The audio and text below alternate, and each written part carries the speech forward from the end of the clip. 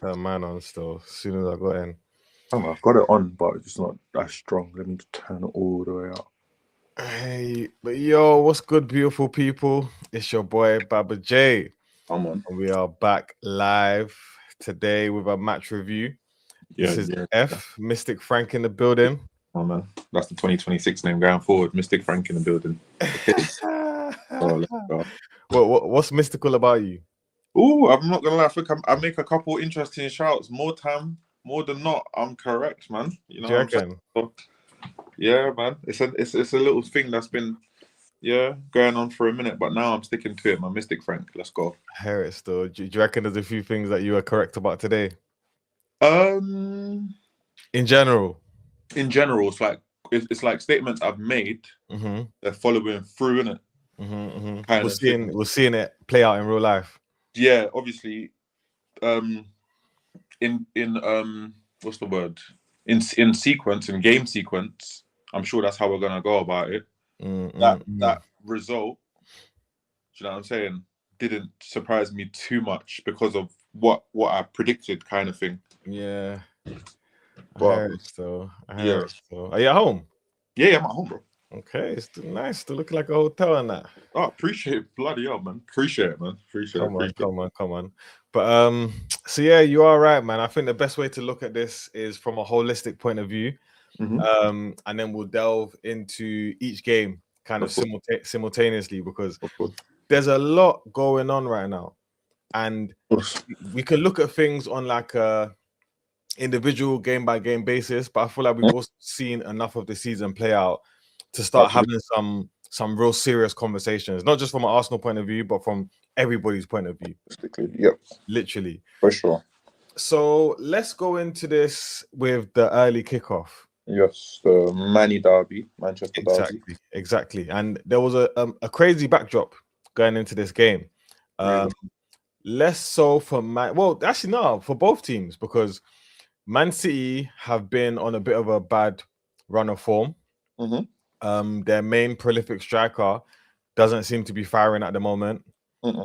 They've had several injuries in their backline, which they're calling a crisis. And yeah, things are just looking a bit strange. But on the flip side, they have also made some interesting signings. Ones that have shaken up the league, you know, in Antoine Semenyo and of course Mark Guéhi, who has he taken a picture holding up the shirt yet? No, he hasn't, because even when I was on FPL this morning, I was waiting for his thing, not to show Palace or show something. It just said 25% chance he'll play because of personal reasons. So that obviously means, do you know what I'm saying? And obviously when we do delve into his to-be former club, his manager had a lot of interesting things to say, but obviously we'll get there. But no, he hasn't held up the shirt yet. So, but either way, we've had the here we go for both of them. Semenyo's already in and he's already started firing. And then from the Manchester United point of view, of course, they've sacked their manager, their apparent beloved manager, Ruben Amorim. And for the past week or two, Man United have stolen all of the headlines because it just seems like there's chaos going on over there. Between the manager sacking, the performances, the infighting, the ex-players and their comments, like the backdrop around Manchester United wasn't looking very positive going into this game. But I guess the one silver lining was that they had actually made an appointment for Carrick, who I guess are they labeling him an interim caretaker? I can't even keep up these days. It's interim. Okay. So that means he'll be in charge until the end of the season. Yeah. Cool. So I guess that is some form of stability for a club as chaotic as Manchester United. And, you know, we don't know what he's really about as a manager. But we do know that he has consulted the higher-ups, the likes of Sir Alex, you know, and they've spoken about this Manchester United DNA, which I think is a perfect segue into the game. Of course, absolutely. So you watched the game in full. I didn't actually watch the game in full. I watched the highlights because I was out all day. So you give your breakdown on the game from your point of view. It was a game. It was a game. Still, it lived up to, do Do you know what I'm saying? What it is, what it says on the tin. Manchester derby. Going into it, you don't know what to expect in it. Like, no one, I am personally not aware of like Carrick's philosophy. I feel like maybe Mex may know as Carrick being a former United player. They started well. They started like a house on fire. Maguire hits the bar in the first 8 minutes of the game. Should have scored. Should have scored. Oh, with the header. Yeah, with the header. I saw that. That looked like a bullet header still. It was, do you know what? It was like in the 6-yard box, but do you know what I mean? Maguire was like Gabriel, you know what I mean? When they're going for something, Crashing ain't no one stopping them. And then they scored 2 offside goals in the first half. Do you know what I'm saying? And they were both close. It was like similar to, obviously, you see what Barcelona got going on, playing on the edge. Do you know what I'm saying? Yeah. But the football was good. It was fluid. Kobe and Fernandes starting. Refreshing to see quality players. Like Fernandes today, you know, Fernandes is one of them players, yeah? Because he operates at such a high level, it's easy to let these performances go over your head. But the guys, you know, like, he's proper, man. He's such a good footballer, to say the least. A lot of things were going through him. Mbuemo and Ahmad back, which adds strength to United. Do you know what I'm saying? Absolutely. And Maguire. I ain't seen Maguire for a minute. And Lisandro. He's been injured. I think they said this was Maguire's first start since November. Bro, I was surprised because I knew Lisandro was starting, obviously, because of the podcast with Nicky Butt and Paul Scholes and that. So I heard about that. I don't know what happened, but I heard about that. Oh, so basically, I think they have their own podcast now, and I don't think it's supported by any major TV network, but I could be wrong. Okay. And they were basically just busting jokes. It was the same episode, I believe, where they were insulting Arteta and saying that he's annoying, and that his trousers, that's the one thing they don't like about him. His trousers are too tight or whatever, and it irritates them. Bro, getting onto Arteta for stupidity like that. But then in that same, so disingenuous.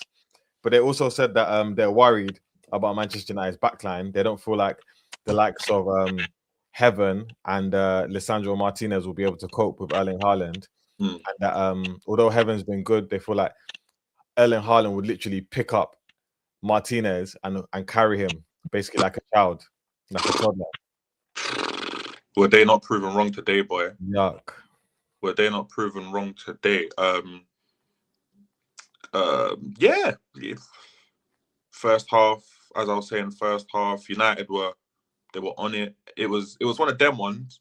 The pessimist inside you would have led you to believe that they should have taken their chances. Do you know what I mean? Because the second half, City are gonna come out. I personally wasn't on that. Like, I remember what I showed you in the chat. I did that at half time because even what I said, I felt like, I think I said this like 3 games ago. City, I can see City going on a bad run.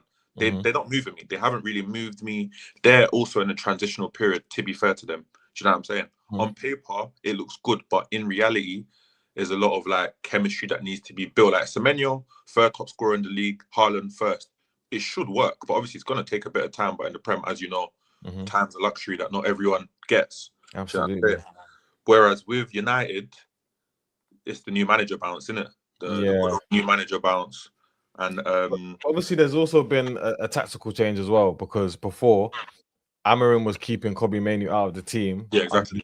Under the pretenses that him, Bruno, and Casemiro can't all play together. And a lot of United fans were buying into that. We have a friend who's coming on this episode in a second, who did buy into that. And we saw Kobe play in that same midfield. Was it not against who was it in the FA Cup? Brighton, yeah, and they got moved to. So I don't know whether that is a damnation on Man City or whether it's, we should give credit to Carrick and look into this new manager bounce thing. Or do you really feel like the system and the way that they set up today had a massive impact on this performance? A bit, yeah.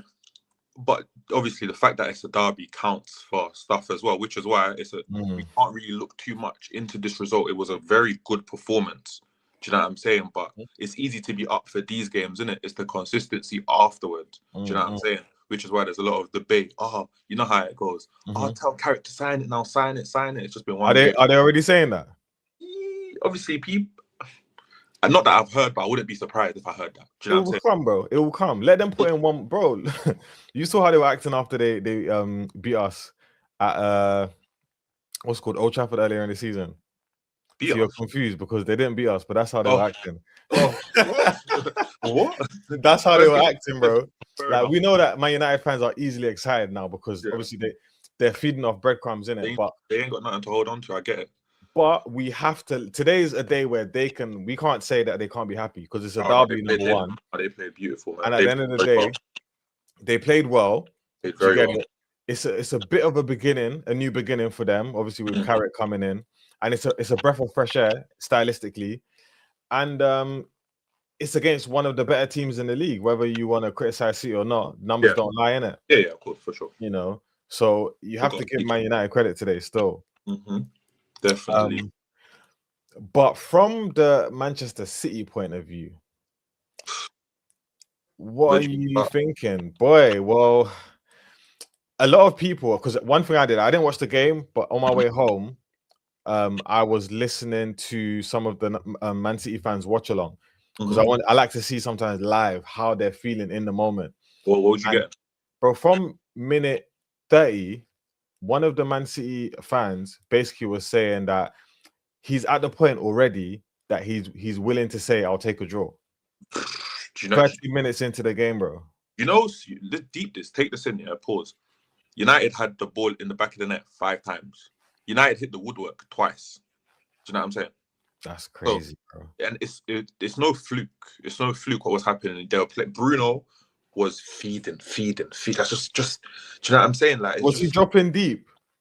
Was he dropping deep? Not really.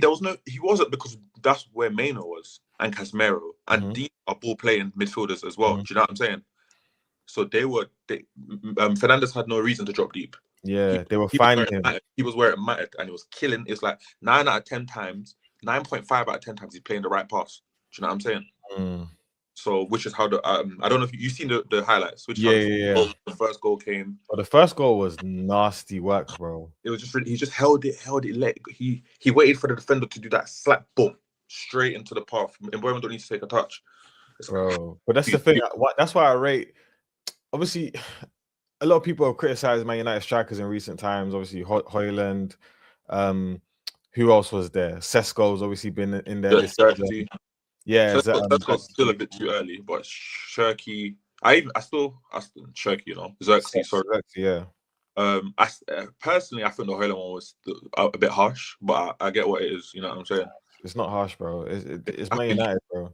Do you know what I mean? But I think it was, man. The guy, how old is the guy? 21, but let's not get into that too much. Yeah, like, but so the reason why I'm bringing up the striker thing is because I feel like I was surprised when I saw Mbeumo starting up front, but really? when How come? Well, have they started him up front this season? I would be lying if I said I know, but because I know he up front, I weren't surprised. Say that again. I don't think they have, and if they have, they haven't done it many times. Where does he play? On the right. Really? Yeah, bro. Because Sesko's been playing up front, bro. Yeah, but Sesko hasn't been playing all games because I know Sesko hasn't been fit all season. So if it ain't Sesko, then I'm sure they've been playing. Is it Cunha up there? No, do you know what they've been doing? Yeah, I think they've been doing the false 9 thing, right? You see, United is one of the teams in the Prem. I'll be honest, I don't watch a lot just because of how bored. Absolutely, yeah, they're meaty. There's no reason to watch them this season. I do remember like Cunha and Mbeumo and then Mount doing the false 9 thing. That's what, or Bruno. That's what I do remember. Let me just look at some of their last few fixtures. But you're gonna have to look before. Remember, he's been at AFCON, isn't it? Yeah, so I look from November, December. But he's very, very, very capable. Very capable. I'm quick to remind people this is someone that got 20 Prem goals last year. So as long as you play him anywhere in the final third, guy is doing bits, because even the first goal today was on his left side. He's not cutting it. Yeah, bro. It was an instinctive finish, and I think that's the point I'm basically trying to make, is that I feel like they've got better quality up there with a player like him, because he's technically sound and he's decisive. And I think for me, those are two qualities that you look for in a striker that has the potential to be devastating. You know what I mean? Obviously, it's yet to be tested in different game states. I feel like Man City today, one thing I noticed, even just from watching the highlights, is how high their line was and how open they looked. And I'm looking at the back line that they played, and I'm thinking, like, that's another thing. Man City fans are crashing out on Rico Lewis. Crashing out, bro. They're basically saying he's not Man City level. He's not Man City level. That's what they're saying. Do you know what? Yeah, it's there's two things in it. You can get onto someone when they're not playing in a position that favors their ability, because Rico Lewis has a lot of ability, but as a right back in this modern day era, he's not cutting it. But he's another one. He's another midfielder that's back now. Do you know what I'm saying? Yeah. Of this, so he's actually not a right back. So he's always going to look a bit suspect. Yeah, it's the Skelly thing. It's the Skelly thing. It's the Nico O'Reilly thing. Do you know what I mean? The list goes on. Yeah. So then, but that brings me on to the next point that they were making, is that a lot of them are actually blaming Pep for today, in saying that they were out coached, number one, and number two, how have they ended up in a situation where they have Rico Lewis playing right back for Manchester City, bearing in mind how important a player like Kyle Walker was for Man City in previous title runs? You know what? Yeah, obviously with Rico Lewis, I'm not gonna dive into the slander, because it's usually Nunez that plays right back. Yeah, but they're saying that neither one of them is good enough. Yeah, but Nunez has been good. But this is what fans do: one loss, and then it's like, you know what I mean. But Nunez has been good. So good. He has been good, bro. He has. The reason why Arsenal fans haven't been able to breathe is because of Man City, and he's been part of that Man City team. Yeah, fair. Consistently, it's just because I don't know if he's injured, but I do know they have Champions League in the week, so rotation is. Do you know what I'm saying? It's a thing. It's and before this game, looking at the lineup, no one would have really said anything, because if you deep it, it was Dorgu playing left mid. Yeah. So Dorgu was crashing on them still. Exactly, but no one would have expected that. And on paper, Rico Lewis v Dorgu, Rico Lewis has got much more Prem experience. He's a Premier League winner. Dorgu's a novice in comparison, and he's been played so many positions. So it's just one of them ones where the levels were raised by him. Do you know what I'm saying? It's more maybe because this City is not surprising me, because I don't really expect as much as everyone else, because I know what they're going through. You can't lose people like De Bruyne. Who have they lost this? Who else have they lost? De Bruyne. Their centre. You lose Guardiola. Yeah, he's a big player for them still. A big player. He's that defender that gets goals for no reason. You know, Guardiola scored bare goals that crushed me, because we've always been beefing them. It's like, you know what I'm saying? So but what you're saying is very logical, yeah. But I said this on TikTok the other day. There's certain teams in the league that don't get to make excuses. Do you understand? And people have said this to Arsenal fans for the longest time, and it's something that we don't always like to hear, but it's very true. When you're going for the title, you can't make excuses. Whether you've got 5, 6, 7 players injured, no matter what kind of luck you have to find a way in it. And squad depth has probably been one of the things that's held us back over all of these years. Whereas Man City have always had that luxury. And this is where I like to talk about Man City's spending over the past 2-3 seasons, and their strategy of bringing in players. It hasn't been as good as it has been in previous iterations under Pep, because I'm looking at the rotation. Iterations. Yeah, just when I asked you for that word in the chat, just say nothing, bro. But yeah, like it hasn't been as good. Like when you look at the rotation options of Rico Lewis and Nunez at right back, that's poor. Compare that to Arsenal, Timber, Ben White. Do you get what I'm trying to say? And then even on the left, we've got Calafiori and Hincapié before we have the likes of a Miles Lewis-Skelly. So it is a bit strange. And obviously they've brought in some reinforcements, and that even adds on to the point. It's like, how much money have you lot spent for us to still be sitting here complaining about this player being out, that player being out? You should be able to beat Man City if you're going to be a serious team. I mean, Man United. And I know it's not a luxury. This is another point that I'm going to get into. I don't know whether now is the right time yet. but I'll tease it. One of the main conversations I want to have with this conversation is, holistically, I feel like the Prem this season truly is the most competitive it's ever been, and not one single game is a given. You have to earn every single win in this league. Being the best team or being the better team does not guarantee a win in this season. You have to genuinely earn every win, no matter who you are. Absolutely. And today was an example of that, because you said it yourself. Oh yeah, it's just Dorgu playing there. Like, we could play Rico Lewis, but can you though? Can you though? Like, can you? It's scary out here, bro. Like, even today, we'll get into the Arsenal game. Oh yeah, you should be able to play Noni and Martinelli in this, but can you though? Mm.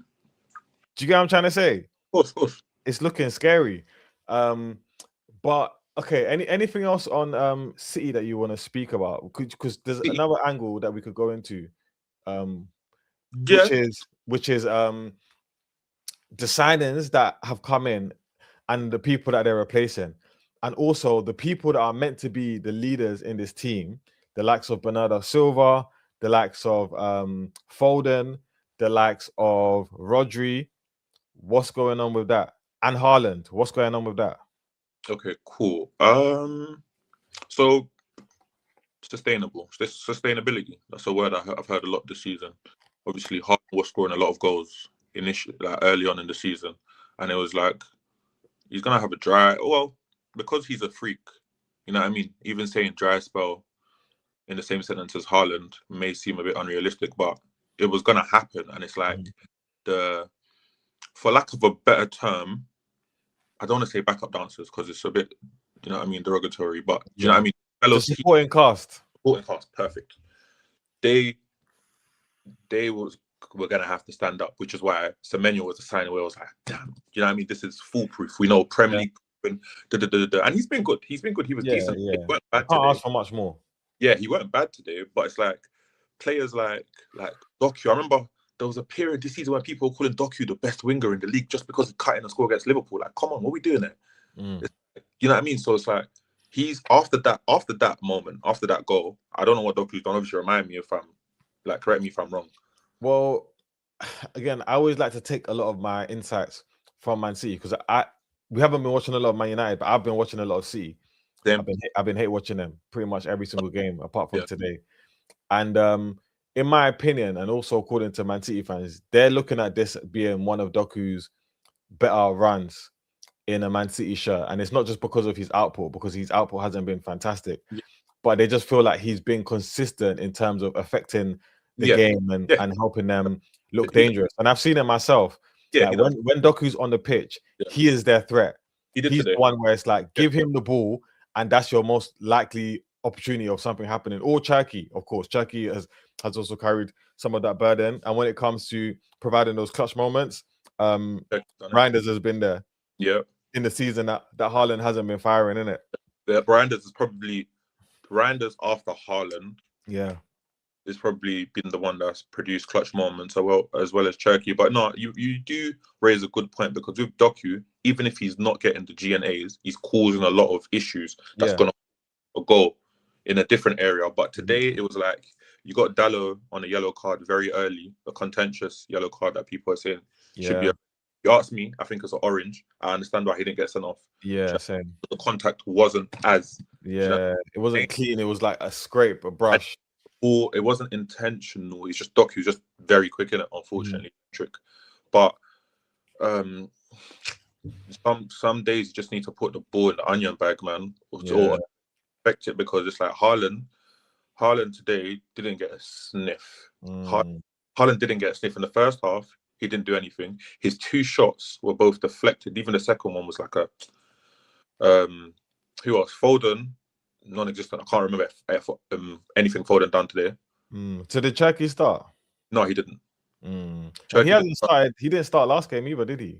No, he didn't. Which is why I was pretty sure he would start today. But I think because of the introduction of Semenyo, Pep's still trying to work out how he's gonna. Do you know what I'm saying? That's the only thing I'd probably say from a logical standpoint. But Yeah, man. Yeah. As for City, yeah, man. Doesn't. Yeah, just us. Yeah. The L today didn't surprise me. Didn't. So what is it? What does this tell you about City within the context of the title race? It's only PTSD and trauma that's worrying us. We're good, personally. Yeah. That's me. That's me, though, obviously. You know what I'm saying? I have to stand on my own 2 feet. That's me personally. Yeah. Or like, obviously, if we're talking about title race, I know Villa play tomorrow, but I feel like Villa should be paid a bit more respect than they are. I agree. It's like week in, week out. Obviously, I don't know how you want to do it. I don't know when you're going to segue onto the Arsenal game. I don't want to talk about it too much until we get there. But it's like a thing where, obviously, with your title contenders, regardless of how you thought after a result or whatever, did you get more points than them this weekend? Mm-hmm. Do you know what I mean? That's how you gauge it. But then obviously it's Arsenal City. People are talking Arsenal City. Villa are right there. Yeah. Villa, it's a sandwich now. Yeah, agreed, man. And I think I was literally going to segue into the Arsenal game because I think let's stick within the context of the title race and then we'll go into the other situations that's going on.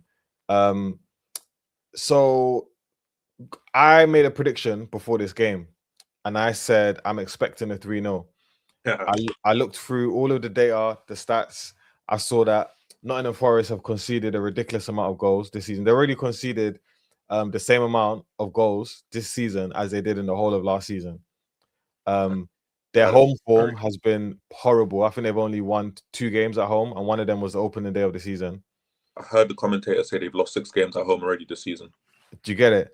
So I'm looking at that, and I'm looking at the record between Arsenal and Nottingham Forest in recent times. I believe we've won our last 3. If not, we might have drawn 1, but I believe we won our last 3. And Arteta's won 18 matches against Sean Dyche, apparently, in total. What? That's what No. That might have been. Arteta hasn't been managing that. Or if that means what? 18? Hold on, let me go and get the actual stat because I most definitely reacted to this before the game. I did think we would win, but because City dropped points, I was like, the worst we can do is draw. Even though I thought it was like unrealistic, I did see a doubt. I did see 3 points, but I was like, worst case scenario, as long as we don't lose, because we make, you know what I mean? The gap's still stretched and the game is gone. The game's gone. I mean, another game's gone and another point's gained. That's how. Okay, so I'm gonna be a contrarian here, but I'm also reflecting how I really, really felt, watching this game. Yeah. First half, obviously, I was still on the move when I was trying to watch that, so I couldn't really focus. But one thing I've noticed about Arsenal this season is that we haven't been having fantastic first halves. Mm-hmm. A lot of games, it feels like the first half just kind of goes by. And then our most effective period in the game is from like 45 minutes to like 70 minutes.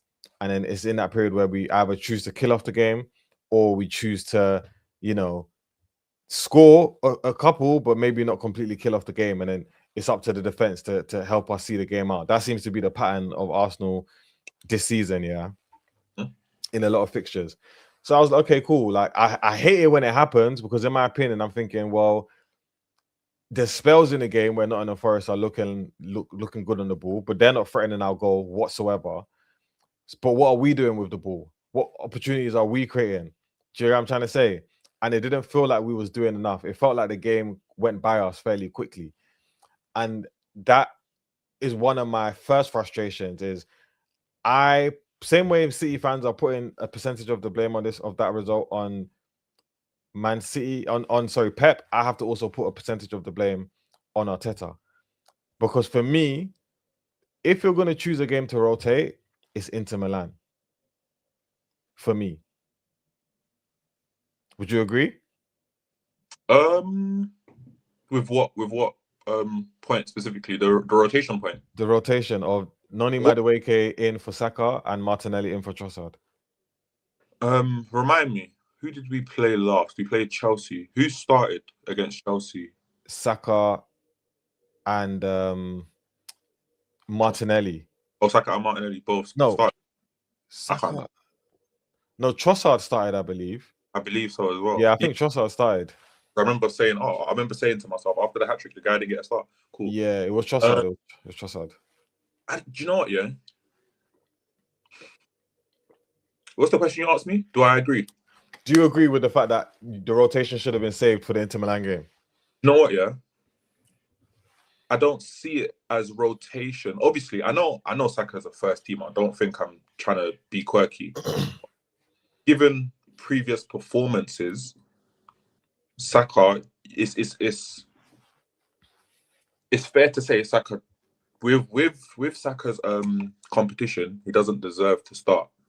I'd say it's not a given. Sorry, it's not a given. So if Noni's gonna come in, who has been as good when he started games as well, not as good, in his own right, shall I say? He's been effective enough to justify his rotation within the team. He's earned the opportunity to start today, in my opinion. Exactly. I agree with that. But my thing is that you as a manager, you have to take things into your control. But can I quickly go on, of course. What do you know? What you know what? This is why I can't get onto managers, innit? Because my thing is face value on the pitch, bro. Obviously, I know you was driving in the first half. See Martinelli's miss, right? Yeah. Is that the manager's fault though? Who created that? That was a Noni shot, I believe, right? It was. I think it was a Noni shot because there's a left foot player that's drilled it in, or was it right? It came across the box. I just remember it came across the box. I don't think it was even meant for him. Yeah, it was definitely a shot. It wasn't, but it's like those are the moments. It's like you can't like. It's like obviously he didn't miss on purpose, but it's like, fam, those are the moments. Those are the intricate moments. I agree, but this is my thing: is that when I say that the game went by us quickly. Part of that is the fact that we're relying on moments. Does that make sense? When you have like, I shouldn't be looking back at a game and thinking, oh, this one chance that Martinelli had, he should have converted it. I get you. For me, it should be the type of game, like for us to really say we controlled the game and deserve to win, we have to be imposing ourselves on that game, and we have to be creating multiple chances where we're putting their goalkeeper in, Sells in the second half. For me, when Saka came on in particular, that's when we started really testing him. Well, you know what you just said? We did the first thing. We did impose our game. We did that, but we just weren't creating chances. You know, it was one of them ones. It was one of them ones where Odegaard's on the ball for a bit longer than he needs to be. No space. Obviously, we have to credit Forest because they still have the same players, the majority of the same players that had such a good defensive record last season. Obviously, unfortunately, it's against us because I know for the majority of the season, they haven't been levels. They're 16th, I believe. Yeah. Do you know what I mean? They're a relegation scrap. But it's just one of them days. It was such an awkward game.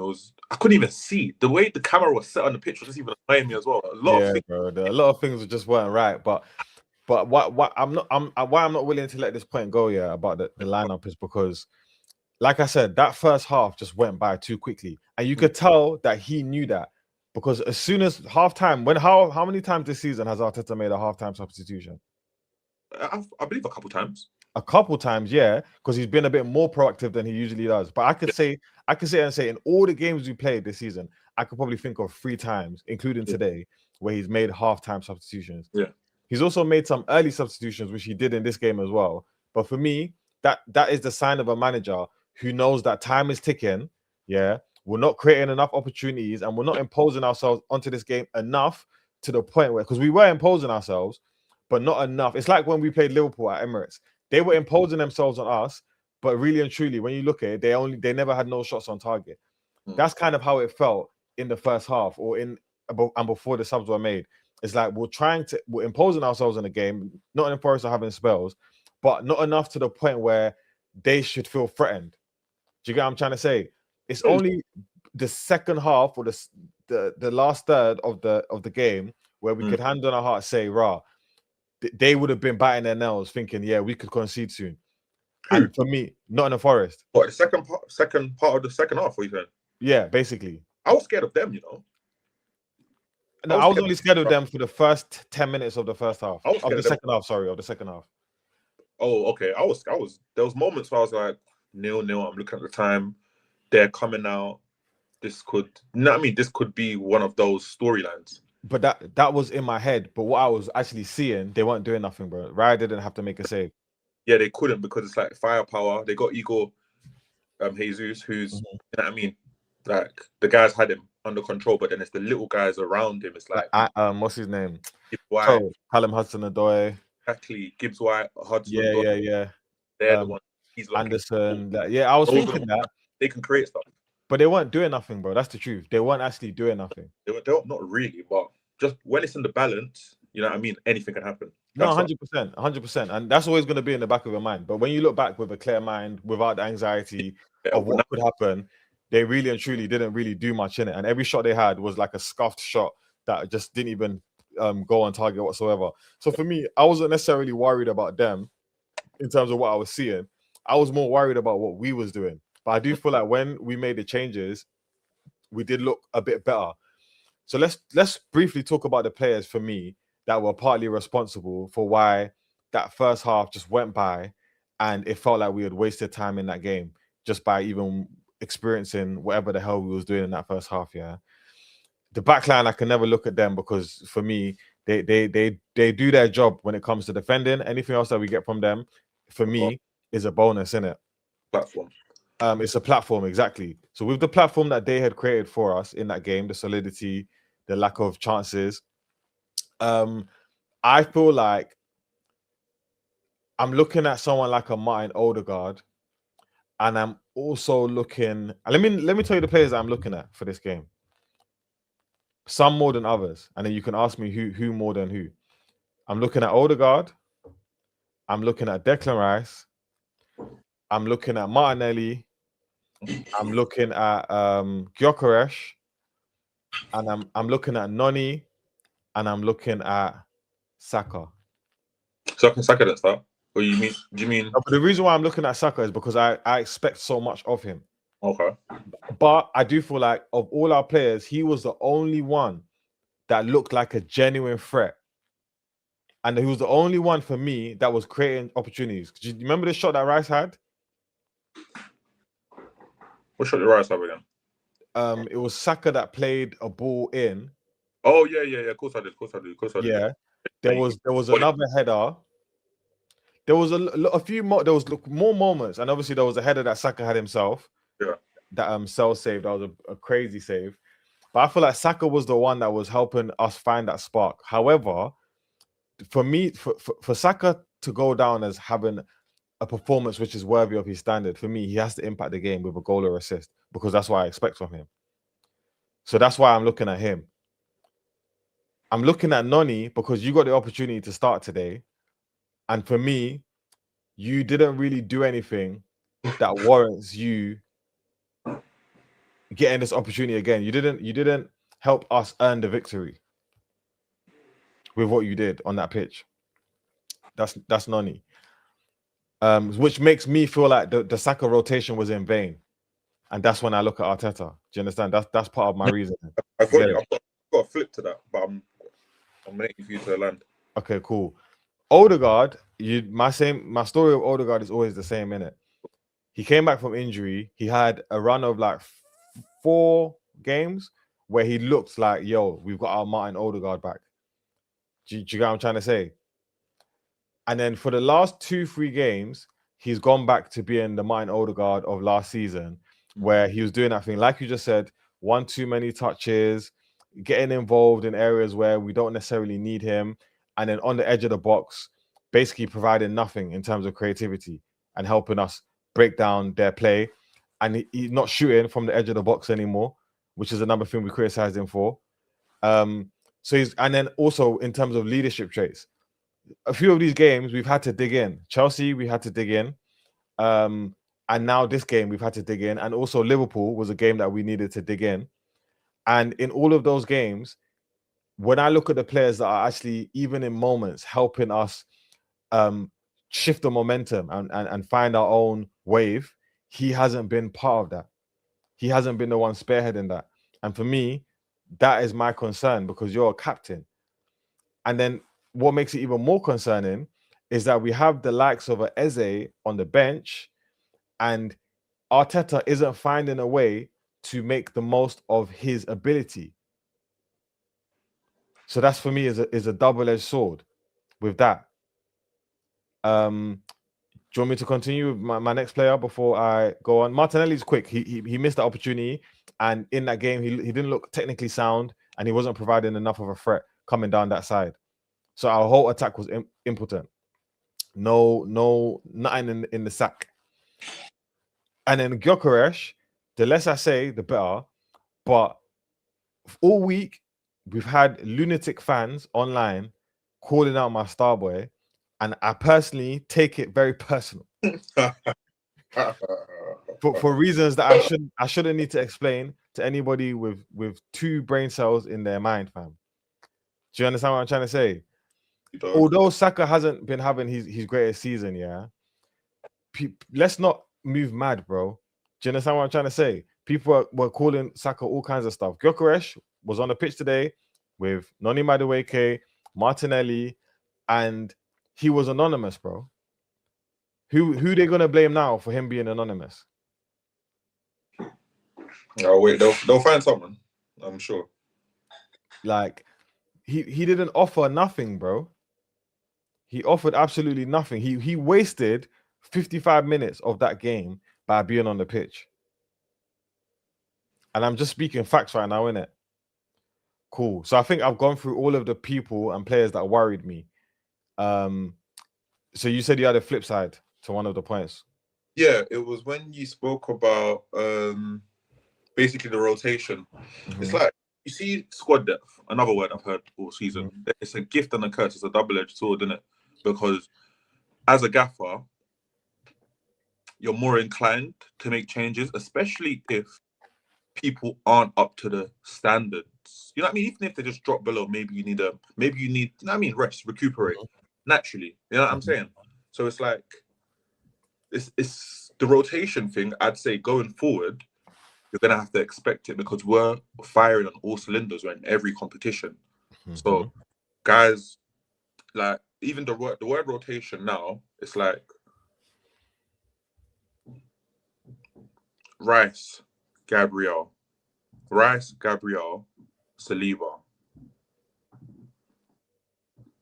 After those 3, everyone else can get rotated. Personally, just because there hasn't been anyone that's been stand out other than those 3 this season for me. Maybe Saliba below Gabriel and Rice, but Saliba's thing, because we're so used to it, it'll go over everyone's head. You know what I'm saying? Yeah. No, I agree. Are you finished? There was something else you said. Eze. Even with Eze, yeah. Eze is a player to reap the benefits of someone like Eze. He's a starter. He's someone that plays. You know what I'm saying?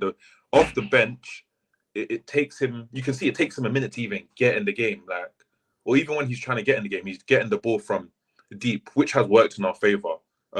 Martinelli, 95th minute against City. You know what I'm saying? Yeah. But obviously, it's a bit different now. Naturally, he's not really getting a lot of game time in it. Mm-hmm. So I don't know what that's doing to him mentally, innit? I'm not saying it's going to be the biggest blow, but it's like might be a bit more cautious now. It's like, okay, cool, every touch has to count now because I know the gaffer's on me. I'm not really getting a lot of game time naturally. Yeah, and so, I understand why Eze has not been getting game time in a sense by watching him play, because he's another player that allows games to go by him where he's hardly getting involved, and when he does get involved, he's probably playing it a little bit safe, and then it's like, oh well, we look back on that game and you had 2 moments. And in those moments, you gave us one shot that was blocked, and do you know what I mean? Like it's one of them ones. So I understand why he hasn't been starting, but then I'm asking, Arteta, what's the point of us claiming and being happy that we've got this squad depth if you're not finding a way to use a player that's as talented as Eze in terms of what we know he can do? And I'm not saying that it's a given.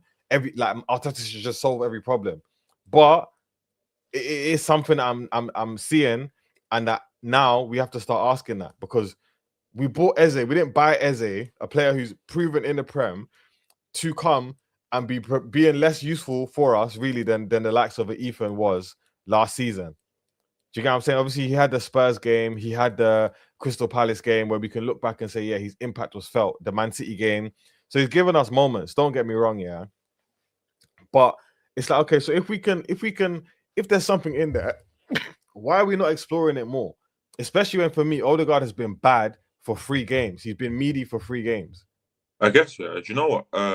Obviously, seasons are broken down into different compartments. Season's not done. And I guess what you're saying, I hear it in the moment, but it's like you can only really like stamp on it at the end of the season, because there's moments like Eze, the first part of the season, heavily involved. Middle part of the season, taking a back seat.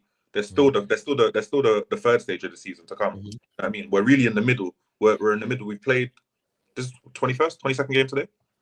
Yeah. So we're 22nd.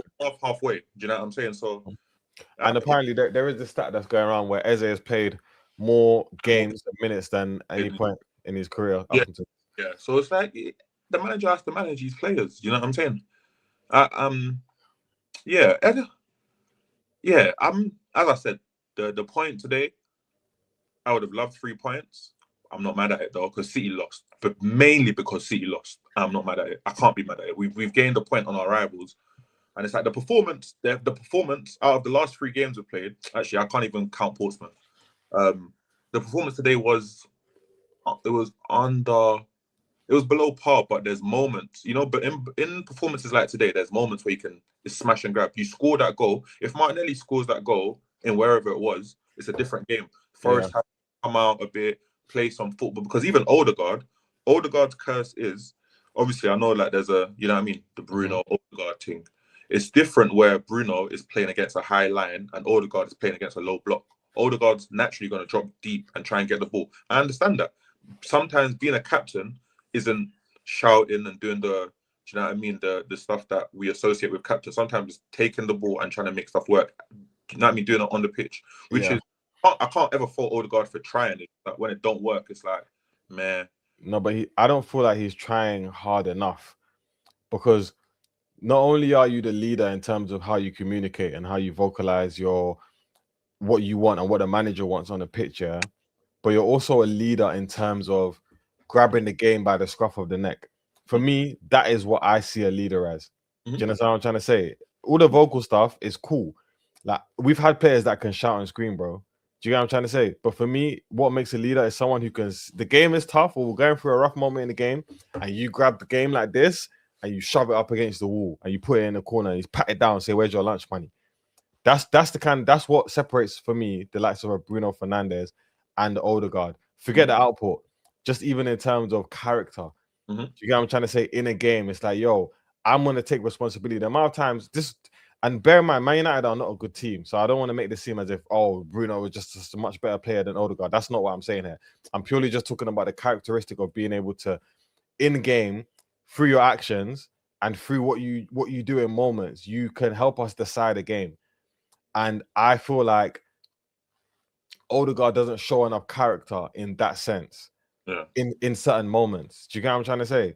Because when I'm looking for players on that pitch today to help us, I'm looking at bare players before I'm like, when Odegaard does something like scores a goal like that's clutch, even though it's few and far between, I'm surprised, bro. I'm like, oh my God, it's like a bonus. Do you get what I'm trying to say? Whereas when it's crunch time, I'm looking at Gabriel from maybe a corner. I'm looking at Declan Rice to provide a moment.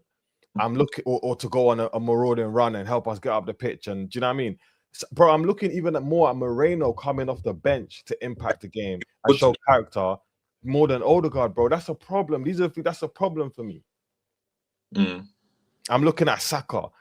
I'm looking at Trossard, but I'm not looking at Gyökeres, but I'm never looking at Odegaard to help me show that character and help us decide a game. Am I being harsh? You're not being harsh. It's your opinion, bro. It's how you feel. So you're not being harsh. It's how you feel. I can see if someone said you are being harsh, I could see why they'd say you're being harsh. But Give me both angles. Give me both angles. You're a nuanced man, yeah, why for that? But give me so the angle I gave you was, yo, when I'm saying he's taking bare touches, like he does, you know what I mean? He's trying to get involved, he's trying to dictate, he's getting the ball cutting in, crossing it, doing that cross he does to the far post. You know what he likes to do. Him and Madueke on the right side, like he's trying. And if someone heads it in, oh great, great work, Odegaard, didn't it? But it just wasn't working, and it's like, Oh, bro. it wasn't the best. No, I'm not. Don't think I'm bigging up his performance. It wasn't like he should have done better today, and like, it was 0-0. So obviously, naturally, we're going to look at Martin Odegaard, who's one of our most talented players, as well as our captain. And yeah, so I do hear what you're saying. I do hear what you're saying. Can you think of one moment from Odegaard in that game where No. you was like, oh, unlucky? No, but can I say that about a lot of the other players? Yes. No, You know? yeah, but yeah, 100%. But this is why I put him on the highest standard, because you're the captain, bro. Yeah. Do you understand? Saka came on for 25-30 minutes, and I could think of at least 2 to 3 moments that he created that I could be like, oh, unlucky, bro. You did your job in this scenario, and either the person on the end of the ball didn't do their job, or the keeper pulled out a worldy save. I can say unlucky, bro. You just reminded me, yeah, because even Saka coming on and having the impact he had, I would credit that to Arteta, because maybe Saka would not have had that impact if he started. He might have had another performance that he's had a bit below par or whatnot, and Noni would have been the one to come on, be electric. So I'm not taking that away from Saka. I'm just saying, obviously Saka's come on, fresh legs. He's been watching the game from the bench. He'll probably know how to impact it a bit. So just for the point of what we were saying about the subs and the manager, because yeah, I feel like that's my point. Yeah. So that's my point on the players and the manager. Like, some people would say I'm being harsh here, but I'm looking at this game purely in isolation. I'm not even looking back at Liverpool drop points. I'm not even looking back at who else was it that we dropped points to recently? I don't think there's been. You know. Is it just Liverpool? It's just Liverpool still. Yeah, it's just Liverpool. Because sure it was City that's been dropping points. The only time we matched them was when we drew against Liverpool, and the last points was the Sunderland Villa period. Yeah. Well, for me, it's 2 times. Yeah. Where Man City have dropped points and we haven't capitalized fully.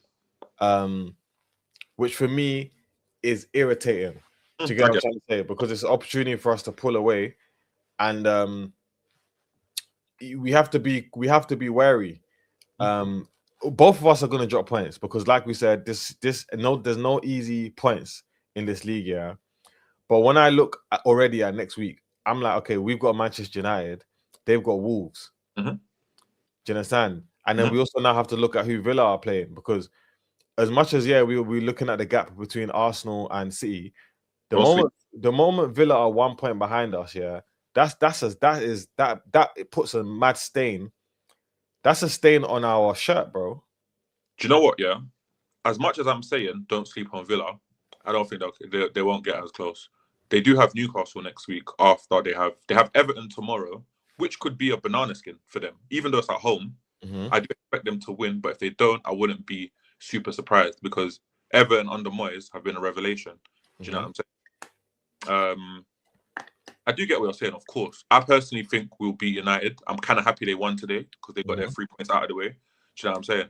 So, and against Wolves, obviously, it's the Prem. Every game's difficult, but even me, I can admit, City, even though I feel like City are so funky, man. Like, if it's 1-1 in that game for a long period of time, I won't be surprised, but Wolves haven't been easy to beat as well, this season, by the way. They haven't, but they haven't given me anything to make me think they're going to go to the Etihad and keep it. They done that against us, fam. Are we not a better team than City this season? Yeah. That's what made me sign that Mane guy. It was against us. Yeah. They played well. They played well against us. Very, very well. And they've been doing that. Like, you look at them, they've been getting slapped up, but it hasn't been like pammings, bro. It's been like 1, 2. You know what I mean? Too much new signings, too much. The chemistry is a myth, because Wolves 3-4 years ago, that legendary Streets Will Never Forget team, different team now. You know what I'm saying? Yeah, of course. But I'm not sure that we're gonna beat Man United. Yeah, I don't think we'll lose, but I'm not sure. And the thing is with Man United, is they're a weird team, bro. Like, on their day, they can beat you, bro. On their day, they can spoil the party. I can't remember the last time they beat us. I'm not even saying that like out of. I actually genuinely can't remember. Can you remind me? FA Cup. We're not going to forget FA Cup because they didn't even beat us. Yeah, but they don't need to beat us to spoil the party, bro. For sure. That's true. That's a very good You know what I'm point. trying to say? They just need to pick up a point, and that would be a fantastic week for them, and it would be a massive stain on our shirt, bro. And then how am I gonna keep enjoying the party when I got a makeup stain on my shirt, bro? Bro, you're gonna have to flip and go toilet and dap water on it. You know what I'm saying? Yeah. I honestly, it's a 3 points. I don't see us. Yeah, we're winning that game. We're winning that. So I'm less confident, bro. In what I saw today, they played very well, but it's a double-sided coin. City have been poor. Do you know what I'm saying? We're not on City's level in that sense.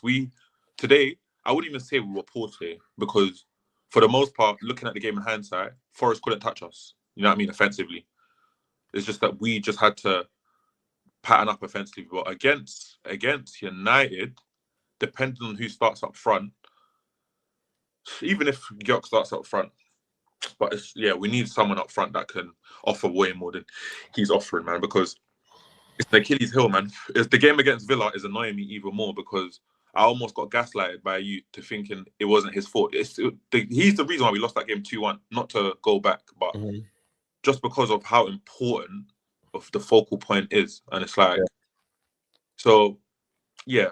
As I said, if Havertz, Jesus starts up front, I'm 100% confident we're beating them. If Gyok starts, 80%. What in the meantime, would you think about playing Marino up top? Yeah, anyone over Gyok, bro. I love Marino, but the thing is, I love Marino in our 11.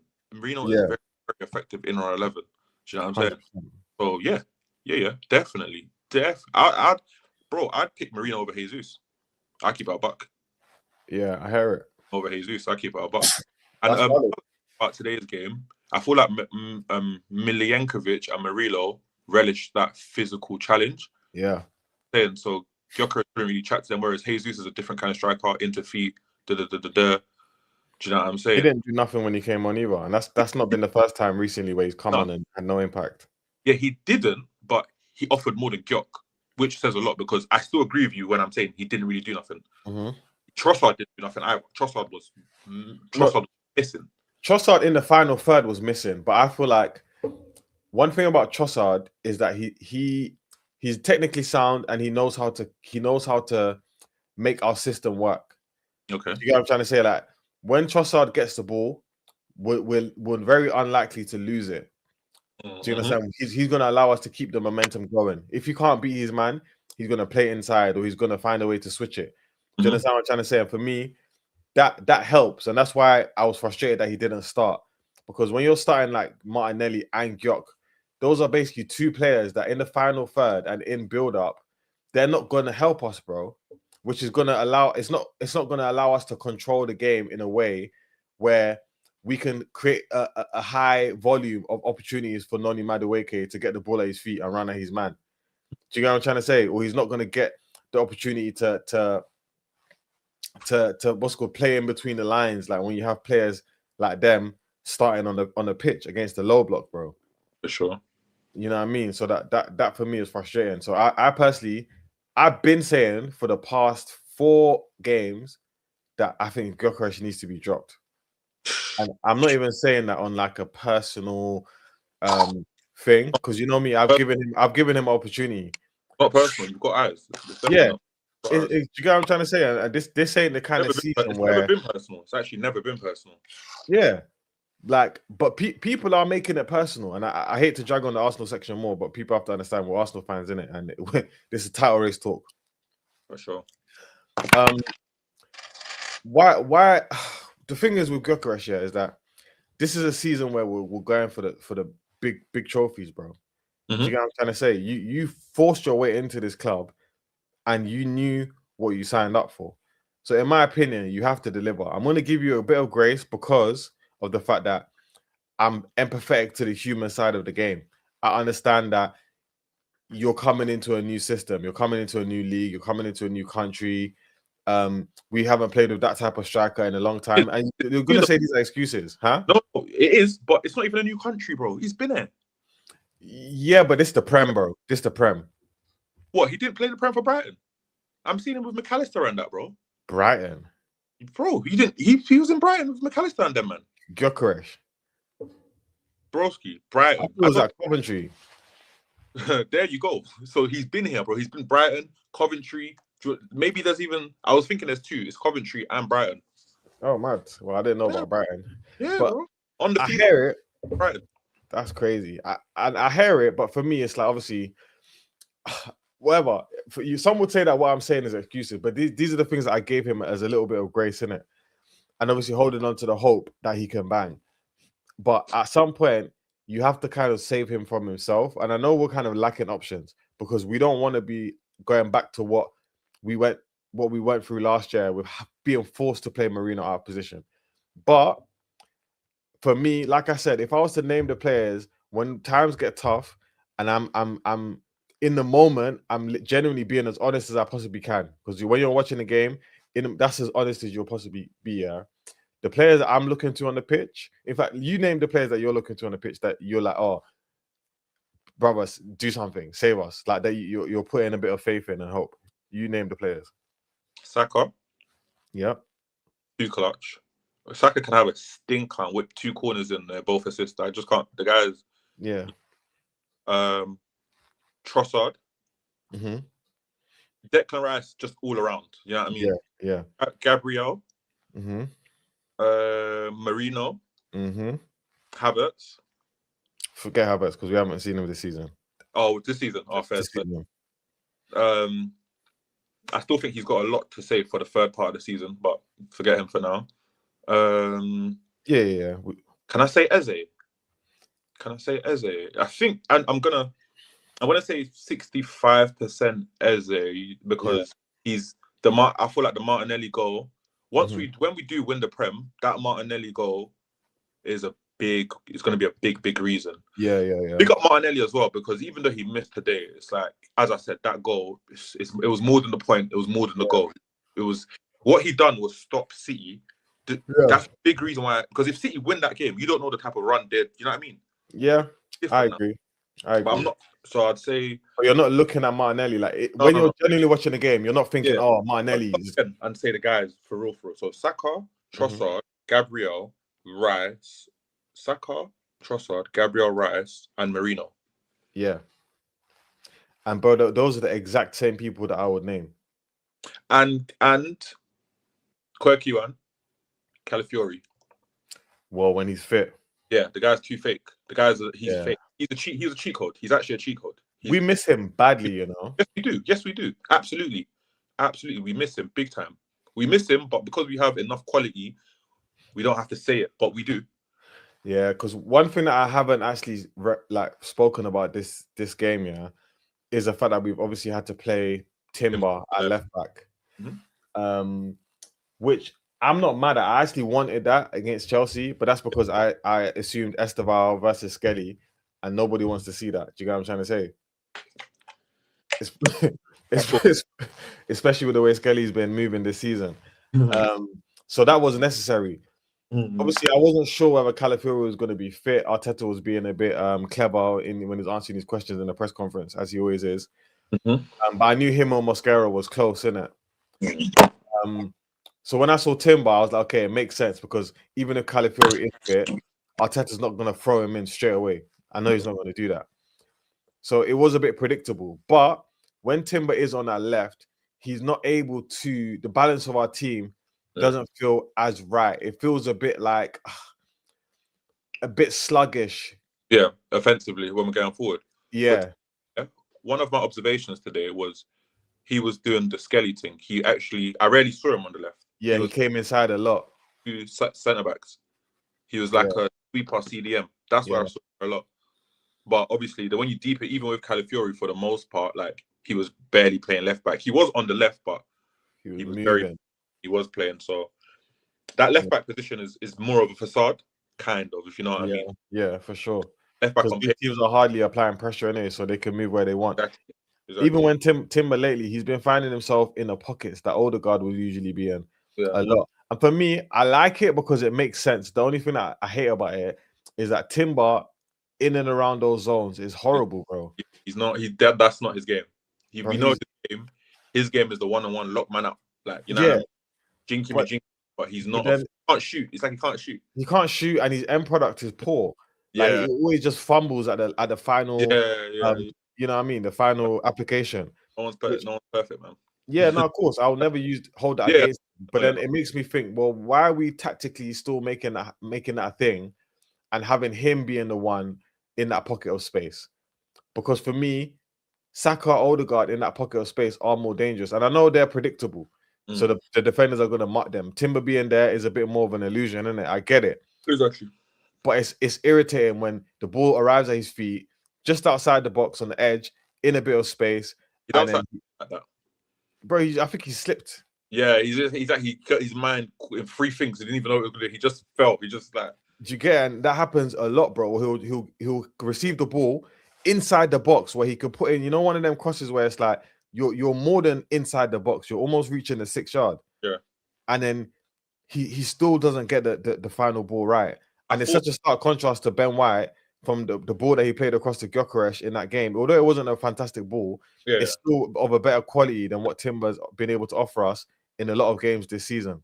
What that made me think about that moment, the Timber moment we're talking about, was the contrast of him and MLS. Because obviously, offensively, MLS is a bad boy. Like if MLS is MLS, if MLS is in position, do you know what I'm saying? Something's gonna, do you know what I mean? You can thread that pass. He can link it, like he can natural midfielder. So he's not foreign to those positions. But obviously, what you get offensively, you lose defensively, and that's just the way it is. Yeah, absolutely. Cool. So have we got everything off our chest from our Arsenal point of view? Yeah. Cool. Easy. So I think the next biggest game to talk about is probably Liverpool. Well, Liverpool-Burnley. Yeah. With that game, I actually, because of my FPL, I watched that game. I tried to get into that game. Stream was moving stupid, so I started off with Chelsea v Brentford to watch. I like Brentford. I'm a big fan of Brentford. Do you know what I mean?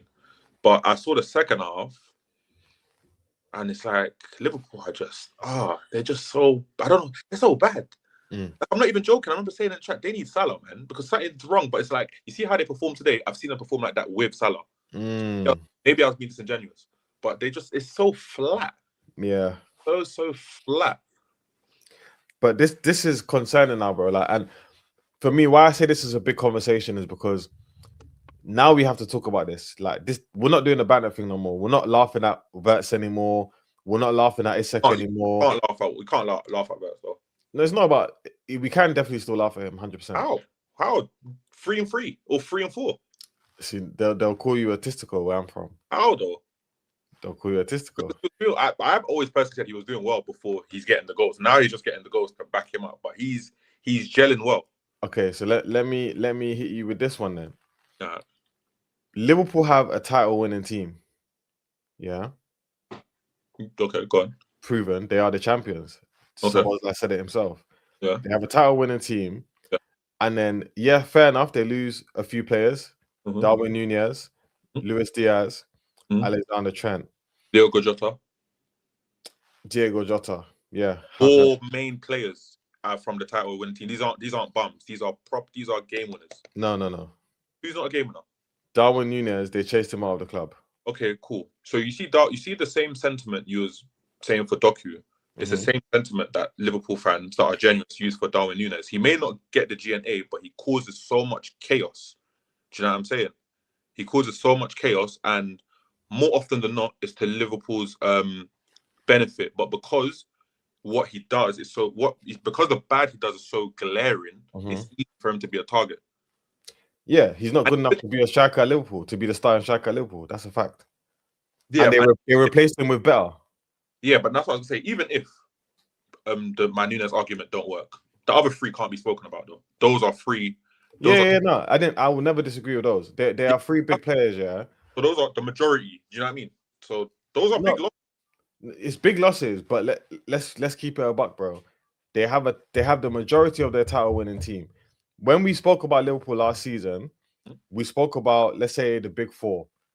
Salah, Trent, Alisson. Van Dijk, and Alisson. Yeah.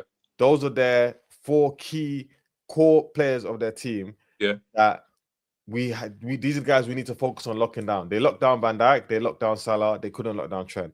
Alisson is still there. Yeah. Cool. So for me, they've still got the likes of Konate. Their midfield is still intact. McAllister, World Cup winners there. So Bosley, the best midfielder in the league, and Gravenberch, the best CDM in the league from last year. This is what people are saying, bro, and a lot of us couldn't disagree. I'm not gonna lie, man. These people need to come forward, man, because people are not saying Gravenberch. Did Gravenberch not deserve to be in the CDM conversation? Was the best midfielder in the league. One of the best, yes. Yeah, the best. One of the best up there, 100%. Yeah, definitely, but the best. Was he in team of the season last year? I don't know, but I don't even think he was better than Grav.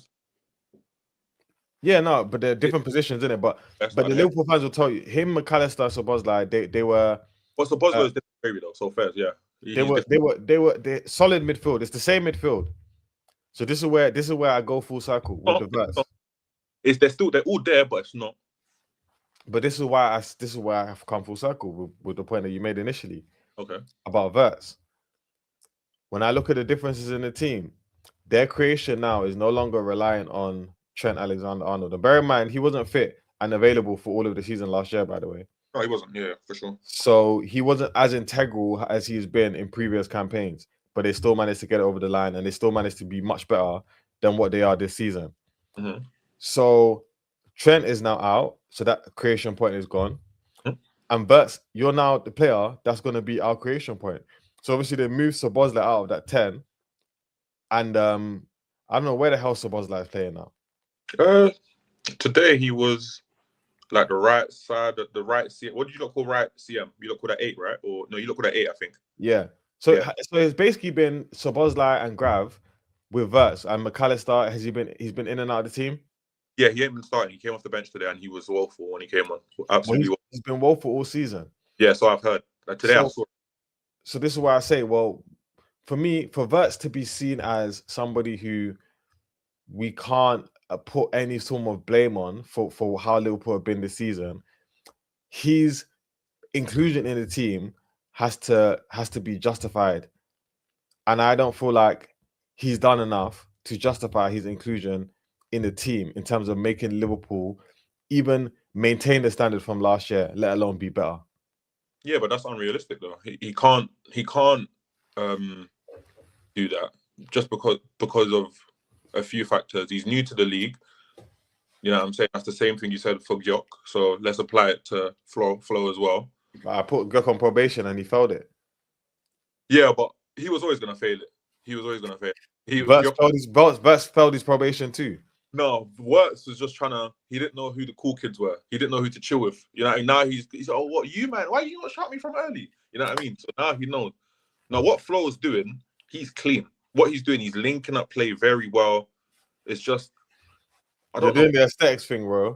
No, but it's aesthetics as well as effectiveness. Do you know what I'm saying? Because there's a lot of Odegaard's are very aesthetic pleasing. He's very aesthetically pleasing. Do you know what I'm saying?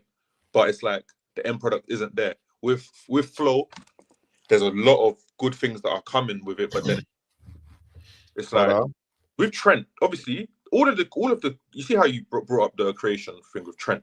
It wasn't only Trent. Luis Diaz was a big part of that as well. Yeah. Part of that. So Flo's not going to come in and take two man's creativities. And then Diogo Jota, RIP, is a very, very, very clutch player. You can't replace clutch players. You don't even know they're clutch until they're clutch. You know what I'm saying? Okay. Like, how do you replace that? Okay, so just everything you're saying is true, yeah. But again, teams that are at the top of the pyramid do not get to make excuses. Am I right or am I wrong? Yeah. No, you're wrong. You can, man. Because life happens, football happens, man. What do you just say? You're empathetic to the human side of football. I can't quote you verbatim. You said something along them. Yeah, I'm empathetic, but the Premier League isn't. Does that make sense? The Premier League is you show up no matter what. Yeah. If you don't, you pay the consequences. Of course. And that is exactly what's happening to Liverpool this season. Yeah. They're paying the consequences. Yes, Jota untimely passing, like that is unavoidable and it's unequivocally sad, isn't it? Luis Diaz, that is just bad business. They should never sold him. Nunes, the fans and everybody wanted him out of the club, and Trent, he wanted to go. It's unavoidable. Do you get what I'm trying to say? What about But the players who have dropped in performance levels because of different factors such as age? we're gonna talk about that. We're gonna talk about that. But for me, what the point I want to drive home now is the fact that Liverpool, being previous champions, and also having the summer that they had, unfortunately, I am less sympathetic to them. And the Premier League is, of course, not going to be sympathetic. So that is why you find them where they are. And if you want to sit around, not talking about you, if Liverpool fans want to sit around feeling sorry for themselves, you are unfortunately writing yourself out of the Premier League title race immediately from the moment you even feel like that in your heart. Let me get my charger, bro. One second. Yeah, go for it, bro. I'll just continue. So for me, the moment you start feeling sorry for yourself in your heart, you immediately knock yourself out of the title race, in my opinion. Because the Premier League is unforgiving. And this is what everybody's told Arsenal fans for years. And it's only now that I'm realizing how true that is. Because nobody is got a God-given right to go into any game in the Prem and automatically it's just a win. That's just not gonna happen. Like I said, especially this season, you have to earn every single win. And yeah, bro. Oh, man's got the portable on deck. Ready. Let's go. Yeah. So I'm saying they don't the Premier League's not going to be a sympathetic to them, bro, and they're suffering for it now. Like the moment you start feeling sorry for yourself is the moment you immediately just write yourself off. We've gone through so many injuries this season, bro, and at no point have we said, okay, now because we've got this, because we can afford to not beat this team. No, bro. If you want to win this league, you win regardless, bro. Yeah, but then are Liverpool here to win the league this season? They should be, yes. At the start of the season, Liverpool fans, based on the transfer window and based on the fact that they were champions, they said this is good enough for us to win the league. And they have a manager that on paper everyone says is better than Arteta. At the start of the season, yeah, but not now. At the start of the season, of course, if you start a season with people like Van Dijk, Salah, Alisson, you're always gonna. You're not battling for top four. These are winners. Yeah. So why are we feeling sorry for them? I don't feel sorry for them. Maybe I'm just a bit too logical for my own good because I get it. No, and there's nothing wrong with being logical. Everything you're saying it is a fact and it makes sense, yeah. But I'm just a believer of everything you're saying is also, as much as it's an excuse, it's also a reason as to why they are so far off of Arsenal and Man City. Because Man City are going through their things, and they went and signed two players that Liverpool wanted. One of them was even wearing a flipping Liverpool shirt, bro. They already filmed the announcement video, and that man is now gay. He's wearing a Liverpool shirt. When? You see it? Yes, bro. They already did the shoot. The shoot got leaked. Oh shit! This was before the season started. Before Glasner, do you get it? Before they had the player that got injured. Yeah, and they had to, do you get it? So like City have been going through. They had a couple injuries. They said, yeah, nah, we're gonna make use of every opportunity we can, so that there's no excuses at the end of the day. We can sit around and be like, oh yeah, we feel so sorry for ourselves. Diaz is out. Rodri hasn't recovered yet. Guardiola's out. But they said, no, bun that. The transfer window is open. We're gonna go and do something so that when the season ends, there's no excuses. We left everything out there. Liverpool have not done that. They're sitting around feeling sorry for themselves, bro. I hear you, man.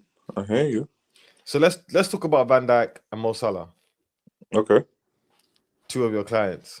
Okay. I'll let you take the floor. Obviously, what's there to say about Mo Salah? He's been away. Just in terms of what's going on around him. Bro, everything. Mo Salah was obviously the best player in the league by far last year. Yeah. Off a cliff. This season, he hasn't been fantastic, and he's also now had beef with his manager. So, from what I'm hearing, it's beyond the manager. I feel like what I'm hearing is that the manager has, you know what I mean, received some bad boy piece of information where you've got to somehow filter this guy out of the team because we're trying to get rid of him. I don't know, innit? I don't know. Obviously, the Jota loss, I'm sure, guaranteed that's affected Salah a lot. You know what I mean? As well as a teammate, friend. You know, some things just f you up, and it's like, happen. Am I harsh, guys? Does this because you're making me feel like I'm like I don't think you're being a bit harsh, but it's just the way of life, isn't it? Like life is harsh, isn't it? You know. There you go. But it's just the way of life, isn't it? But Van Dijk's performances have dropped off though. Like I've seen some stuff that it's like I don't associate with him. I'm thinking, damn. But then I feel like it's like when the team around you is just moving sloppy, it's like it's a virus, isn't it? Yeah. It seeps into you. So it's like these aren't bad players. You don't become a bad player overnight. It just stuff happens, man. The team is not performing to the level it should be. I remember there was a game where Liverpool dropped points. I can't remember what it was. I remember Curtis Jones came out, gave an honest assessment. He was like, the same way you are asking me what's going on. I don't even know what's going on. I've never been through this before. Obviously, because of the time he came into the Liverpool squad, they've just been battling. They've just been on there. So they're fourth. It's crazy because obviously the standards they've set. We're talking like they're 17th. They're fourth, but they're definitely in a top four race, especially after today's results, which is nuts to say. Like it's not. There's no guarantee they finish in the top four. Absolutely. The only thing I'd give them is that they have Wirtz and Ekitike, whereas United, I can only put my hat on. I say no. United have Bruno and Mbeumo and Cunha. It's going to be an interesting one. It's going to be very interesting because the last three names I just named are Premier League proven, so they've got announced, you know. Whereas Chelsea, this is going to be interesting. But let me not sway too far off Liverpool. Wait, what's going on here? Because I'm looking at Newcastle. Sorry, in the league. Yeah. Oh wow, Newcastle could be 1 point behind Liverpool tomorrow If they win. Yeah, they're dark, innit? Yeah, which is scary. So yeah, you're right. Liverpool are in the top four battle, and not getting Champions League for them is dark. And the thing is, but you know what's so nuts about football? And Newcastle haven't really impressed me. Like, there's no guarantee they go Wolves and win tomorrow. No guarantee. No guarantee. No guarantee. Especially because Wolves are in the best form of the season for them. Yeah. There's no guarantee. There's hella storylines, man. There's hella storylines to unfold still. Yeah, and I do want to get into some of the other stuff around the league briefly in a bit. But just quickly, lastly on Liverpool. Yeah, go on. How do you drop points at home to Burnley? Do you know what, yeah?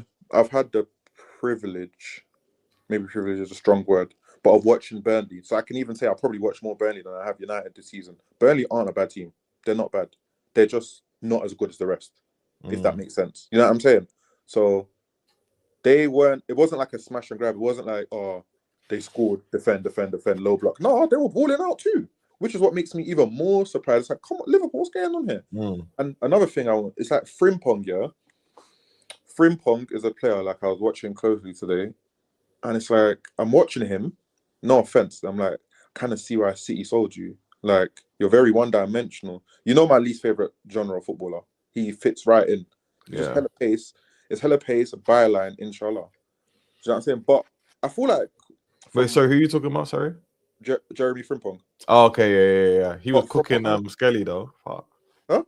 He was cooking Skelly though. But then what did he do? She was trash. Do you know what I'm saying? End product wasn't there.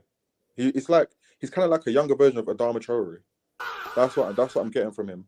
Because even today, it's like he was doing the same thing, but it's like because I'm catting for an Ekitike goal, he's my captain, and it's like, dark. Come on, man. It's like it's just bad. It's man. It's like smelly.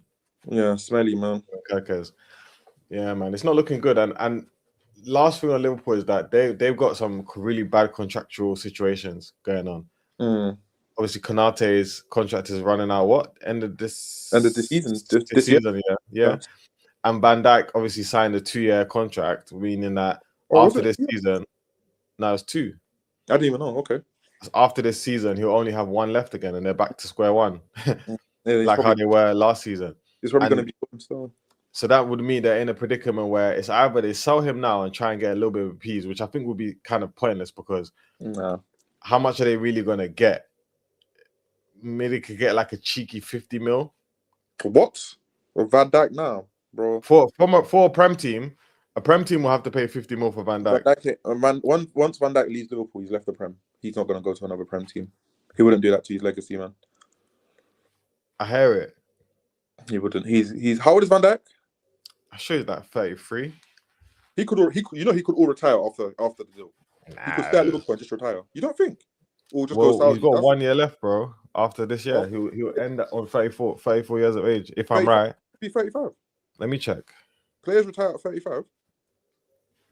That's the average this. age, to be fair. You know what I'm saying? Yeah, let's see. Especially with what I'm saying, I wouldn't be surprised. I would not be surprised if after Van Dijk's contract, It's 34, bro. He could be 36 then, bro. I would not be surprised if Van Dijk calls it a day after this because he's won everything. You've done everything. You've got yeah. I would not be surprised. So you think he'll end his career at Liverpool? I wouldn't. At the end of his contract. I wouldn't be surprised. I'm saying. Yeah, I hear it. I would be surprised if he goes to another Prem team. Nah, I can even call it out. He's not going to another Prem team. Yeah, you're right. I was going mad. How much did I say? 50 mil. 50 mil? What, bro? No. But end of the season. I think if he was to go to another Prem team, another Prem team, like the likes of like a Villa, Newcastle, I would take a Van Dijk still as a. So what? You put Van Dijk over Konsa and Torres for Villa? No. But just squad depth, bro. Nah, Van Dijk's not doing that to himself, man. He's not doing that. I'm not saying about what he would do to himself because you're right. I agree with that. In terms of other teams in the league, still looking at him and saying, yeah, like I'll put money down to get him out of Liverpool. It'd be dumb. It'd be a poor decision from the board to do that because there's so much. You know how football is. There's a player now that's brewing in a league that we haven't even heard of yet. That in a year's time is going to come to the Prem and be the new Van Dijk. No, but that would be probably not Van Dijk of today. No, not. But Van Dijk isn't Van Dijk of today. Yeah, but he's still better than half the defenders in the league. Yeah, but you can get a defender that can be better than half the defenders in the league. You can.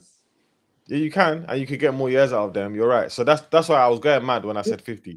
I think if he was to go at the end of the season, I think there'll be a Premier League club that'll be willing to put down a calm 22, 25 mil on him still. That's fair, but I still don't think he'll do it. I don't think he'll do it. I don't think he'll do it either. I don't think he'll do it still. Because this is where they messed up with Gay, though, because Gay was supposed to be the successor. The transition. You know what I mean? Yeah, I agree. And with Gay, obviously that ship has sailed. And yeah, so that's Van Dijk, Konate, and I'm sure I think there might be one other situation. Robertson, maybe. Yeah, Robertson is obviously on his way out as well. So they've got some transitions there. That's 2 defenders, 2 of their better defenders that have helped them win a league, Van Dijk and Konate, that both at the end of the season could leave, which is crazy. And they haven't. The one replacement that was there ready for them that would have been perfect, Gay, has gone to their rival. Yeah, but no, they will find because I think they've got this guy. They've got a centre back, Leone. Is he Argentinian? Yeah, he caught the ACL. He done his ACL. Yeah, bro. I haven't seen him play, but I've heard a lot of good things about him. Yeah, he came on that one game, done his ACL, bro. Really? Nasty work. Nasty work. And he's young anyway, bro. Yeah, he's young, like very young. So you can't rely on him. That would be gross negligence. I get onto Man United for things like that. Yeah, but I was just about to say that, bro. Teams are doing it though. It's a younger game. You got Aiden Heaven, bro. Yeah, but even him, he shouldn't be starting if the likes of De Ligt, Harry Maguire, and Martinez are fit. Exactly, but it's like there's no guarantee that everyone's going to be fit at the same time. It's just football. You know what I mean? Some youngers are going to have to be thrusted into the deep end, bun up. Yeah, but it will be gross negligence to think you can replace Van Dijk with Leone because like you're going to have to watch his growing pains. In a team that's expected to go and challenge for the league and to be good in the Champions League. That's outrageous, bro. I'm happy you just said that because you remind me of what the great Arsene Wenger said. I'll find this quote for you because I'll probably butcher it. But he said it's better to lead with youngsters who will make mistakes that you can coach them out of it rather than someone who's 29, 30, who's stuck in their ways. Well, how old is Gahey? Gay's probably like 24, 25. No, he's born in 2000, so he's 25. Yeah, so that's more of a signing that I'll be like, okay, you can pin your hat on that. But you can't pin your hat on Leone. 100%. Any City are winning for getting Gay. Winning, absolutely winning. You know what I'm saying? That's what I'm saying. So like, for me, that was the perfect opportunity for Liverpool, and I don't really understand why. I think it's the wages, because if City paid how much, 25? 25 for what? Gay? Oh yeah, Yeah. 25 I heard. 25 or so for Gahey. Yeah. Liverpool are willing to put down that money in the summer, so they could have definitely put it down in January. They wouldn't have to put nothing down in summer. No. The summer that just went, because the signing pretty much happened. We got the hair, we got everything. He was in the kit. Yeah. Oh yeah. But yeah. So if they were willing to do it in summer, they had the money, and it's not like a PSR or financial fair play situation. They had the money there. They could have spent it. I think the issue is that nobody was willing, and nobody is able to put down 300k a week on wages for Mark Gahey, fam. Yeah, then that's your L, man. The guy's clutch. The guy's gonna. You see how Gahey's gone to City now. Now there's not going to be no talk of England needs centre back. This is you know the transition of it. It's like you get to the big club, same way Rio Ferdinand did it. He was at Leeds, made a name for himself, went to Man U. Then it's like you know what I'm saying. Obviously, it was different then because they had Terry. They had a lot of like competition. But now yeah, man. He's good for it, man. Gay's good for it still, man. Yeah, but why I put that into context is because, number one, I think that's the reason why Liverpool couldn't compete. Yeah, that's their Eldon. And then number two, when you look at Liverpool and Arsenal and Man United, like, yeah, we can pay big wages, but a lot of our clubs are moving away from that kind of model. Do you get what I'm trying to say? Especially even Chelsea. So even Arsenal have just put a contract on the table for Saka, and apparently he's on 300k a week. And think about how much he has done to Arsenal. He's our franchise player. So if Saka's now basically our highest paid player, but yet they've just signed Gahey, who's a defender, and they put him on that amount already, it just shows you the gulf in how much they're able to spend on player wages when it comes to negotiations and how much they're able to offer versus clubs like Arsenal, Liverpool, and the rest. Because I genuinely think that that's the only reason why Liverpool couldn't get him. I hear it, but with someone like Gahey, as I said in it, it's not like you're getting just a random centre back. This is arguably England's best centre back. England. Yeah, 100%. The England that you know what I'm saying? This is England's best centre back. Like, not even arguably. Name me a better centre back than Mark Gahey. We don't have one. There we go. So it's like certain players are gonna be the creme de la creme, even if obviously right now he doesn't look like he's worth the 300, which I believe he is. He will. It's gonna be clear cut very soon. You know what I'm saying? So I don't think it's that big of a deal. I think maybe Liverpool, maybe when they were interested in Gahey, they had got works for Isaac. Yeah, they blow that bread there. Now it's taking. They had, bro. Remember, he was the last sign. He was the deadline day. Oh, he was. You're right. He was. No, Isaac was the deadline as well, bro. Remember? It was. They both were. It was simultaneous. It was simultaneous. Exactly. So maybe and obviously player power is a thing, bro. Gay maybe seeing what's going on. He's like, you know what? I don't even want to go to Liverpool. That's a factor. I believe so. You know what I'm saying? Like if you was a baller, where you going? Liverpool, City? For me, it really does depend on the money, the cities. Because for me, they're both fantastic clubs to be at. Liverpool, you look at it in the sense that I'm going to be the replacement for Van Dijk, guaranteed. Yeah, right or wrong? Which is big... I zoned out. I put myself in Gahey and my head was in City. Yeah, I dreamed for a second, bro. I zoned out. City, I hear it, but then I also think culturally, I don't think City is a club that is, because for me that plays a part. I want to play for a club that feels like a club. I get you, bro, but City, I feel like City are building that dynasty now for our children and grandchildren to hear about the times we went through. It's the building now. Brother, that's what I think. Personally, certain things hit differently. Do you get what I'm trying to say? Of course. But it's like cool.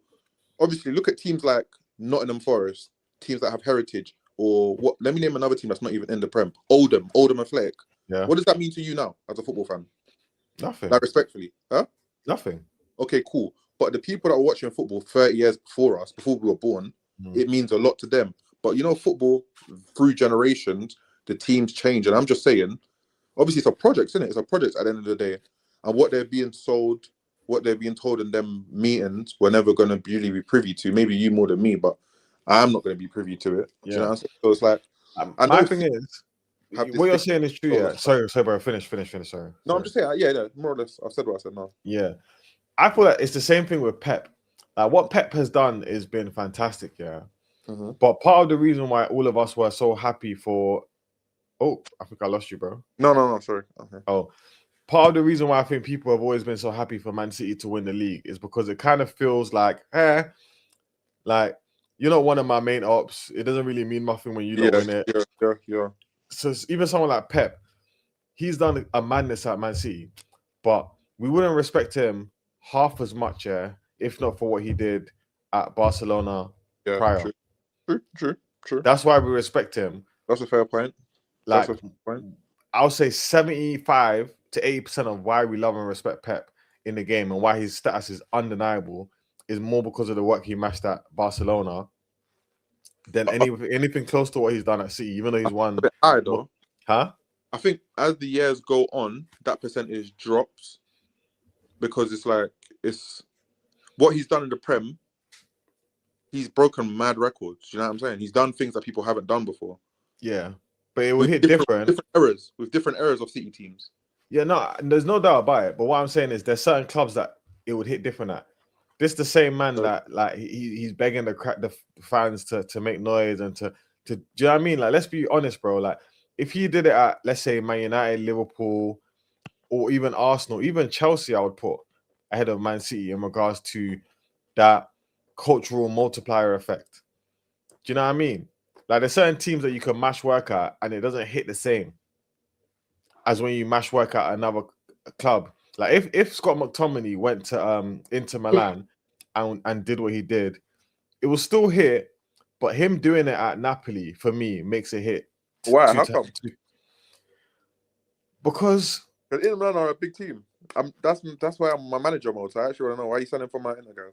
No, I don't know if you flipped what I said in your head, but I'm saying it hits different at Napoli than it would at Inter. Why? Because Inter consistently win that league, bro. They're the best team in that league.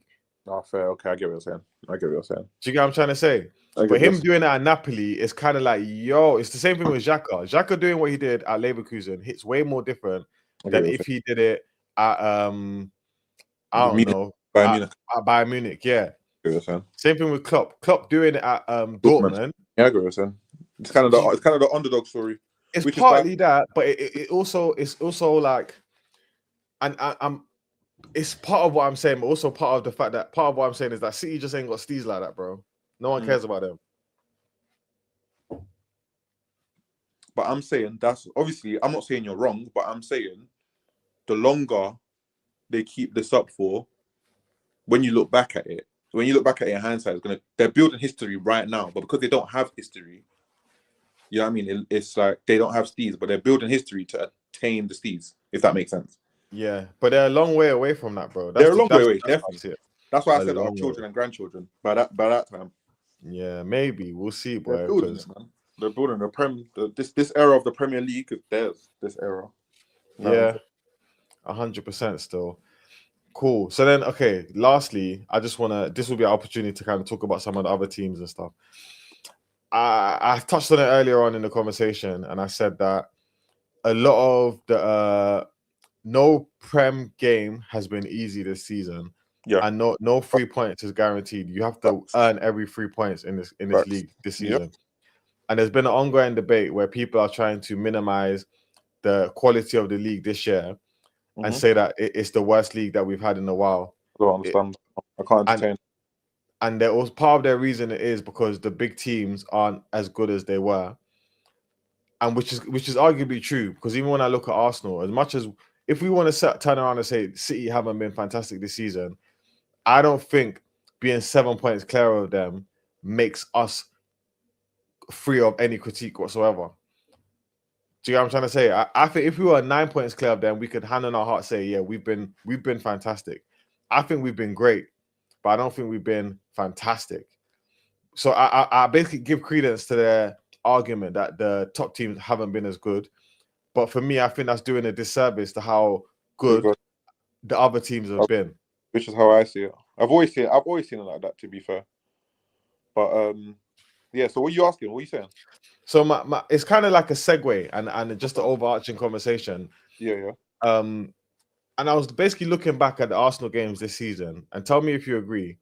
I can't really remember every single Champions League game, but I would argue that the only time fixtures this season where it's felt like the teams have basically just parted their legs for us and just given us the 3 points is Leeds when we played them, because obviously they were fresh. Mm-hmm.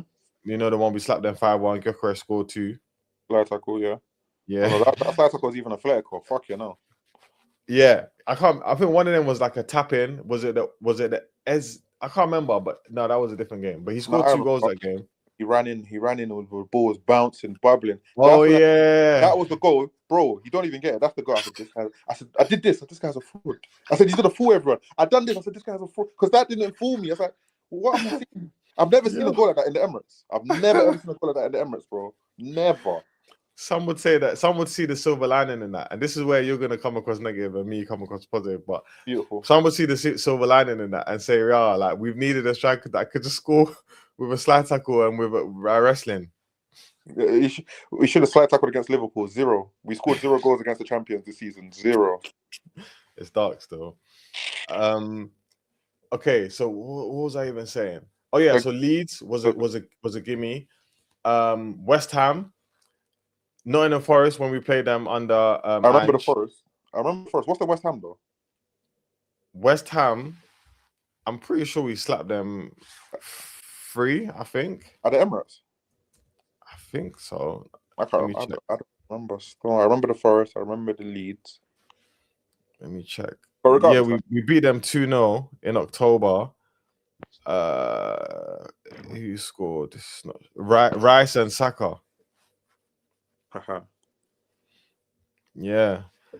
So we said about that. So I feel like those are the only 3 games this whole season that the teams basically laid down and gave us the 3 points.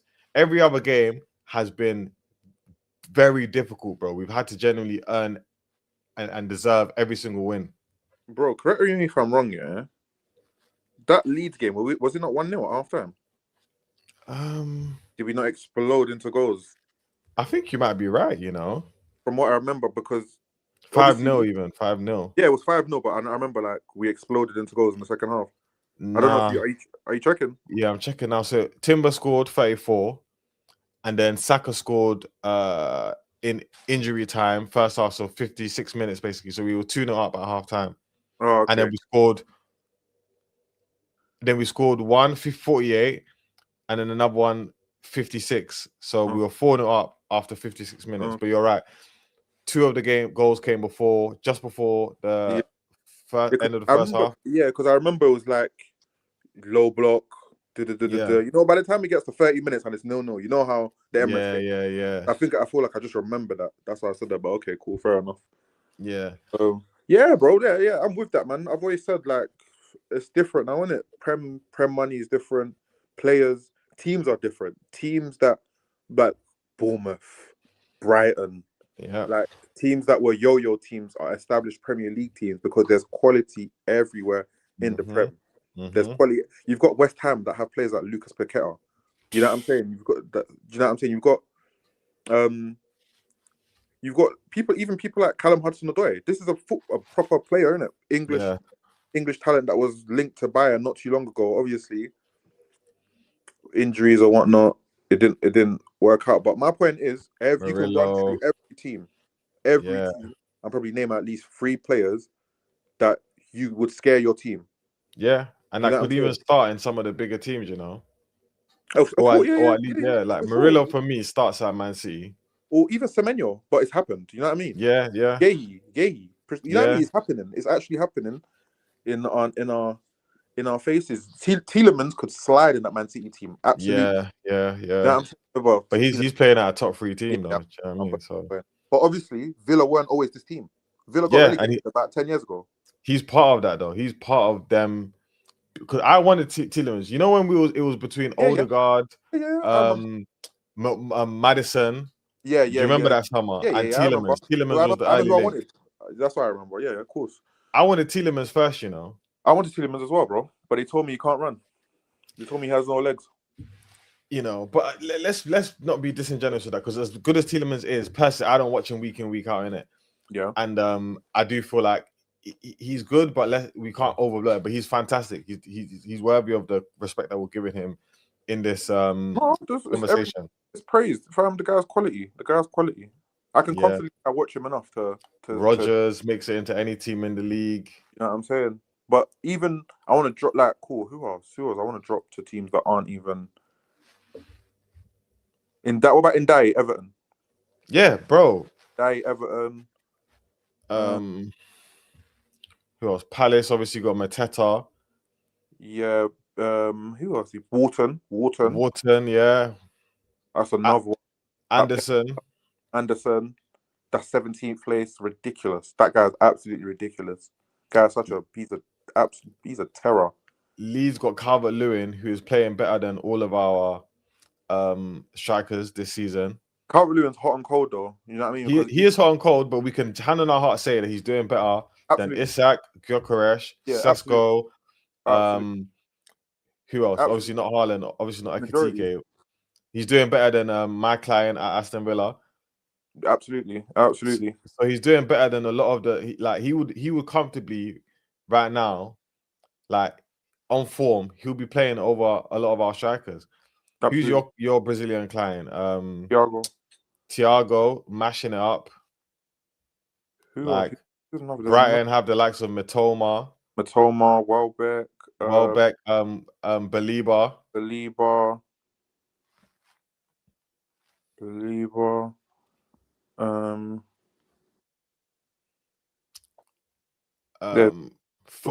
Fulham got a few. Iwobi mashing it up. I feel like Iwobi's at his level though. No, he's at his level, but what we're saying is that he's one of those players. Obviously, we're judging him differently because he played for Arsenal, innit? We know he's not, but if we didn't have that experience with him, he will be comfortable adding him to this list of people that we're naming. You know what? Do you know why? Do you know where my apprehension came from? Just the Nigeria game I just watched. That's what it was. But you lot play. Who did they play? Morocco, and it's like they played Morocco, right? Yeah, it was Morocco. Yeah, Morocco. Yeah, he was missing still. But he could definitely. Yeah, he's at his level because I think Fulham are a good team. Fulham are top half, like Europa, I believe. Yeah, he's at his level, man. Good player, definitely a very good player. Wilson, good player, but he's another player I think's at his level. But me saying he's at his level is no part because Fulham are in the top half of the Prem. Yeah, Leno's a better keeper than for me, Man United's keeper, Chelsea's keeper. Who, Lam? I don't really know too much about Lam. No, Leno. Oh, you're saying Lamens. Bro, Lamens ain't been fantastic, but he's been decent. I don't know. Because I know Man U fans have had a lot of good things to say about him. But even keepers, I was thinking of your client, Kelleher. There you go, bro. Kelleher's been good. Keeper. Sells is a bad man keeper, bro. Yeah, but Sells ain't been playing though, you know. Well, he played today, boy. Surprisingly. He played today, boy. You know what? You see that Saka save here? I think it's a bit overrated, you know. Obviously we're not going back into Arsenal. We're just speaking about Sells. I don't feel like the header was in the corner. I feel like it was more of the fact that he couldn't see it and he saw it last minute. It was a reaction save. It's that as well. But it's one of those looping ones, bro. And a lot of the time, those looping ones they can catch you out, especially like you said, especially when you see it last minute. Yeah, see it last minute. But then also, bro, there's a corner. I'll send it in the group chat that Declan Rice took this game. Mm-hmm. You know, if Sells made a save on the corner, bro, like that ball was going in the back of the net directly. I'll send it in the group chat. It doesn't look like it until you analyze the video, bro. That one there was creeping in.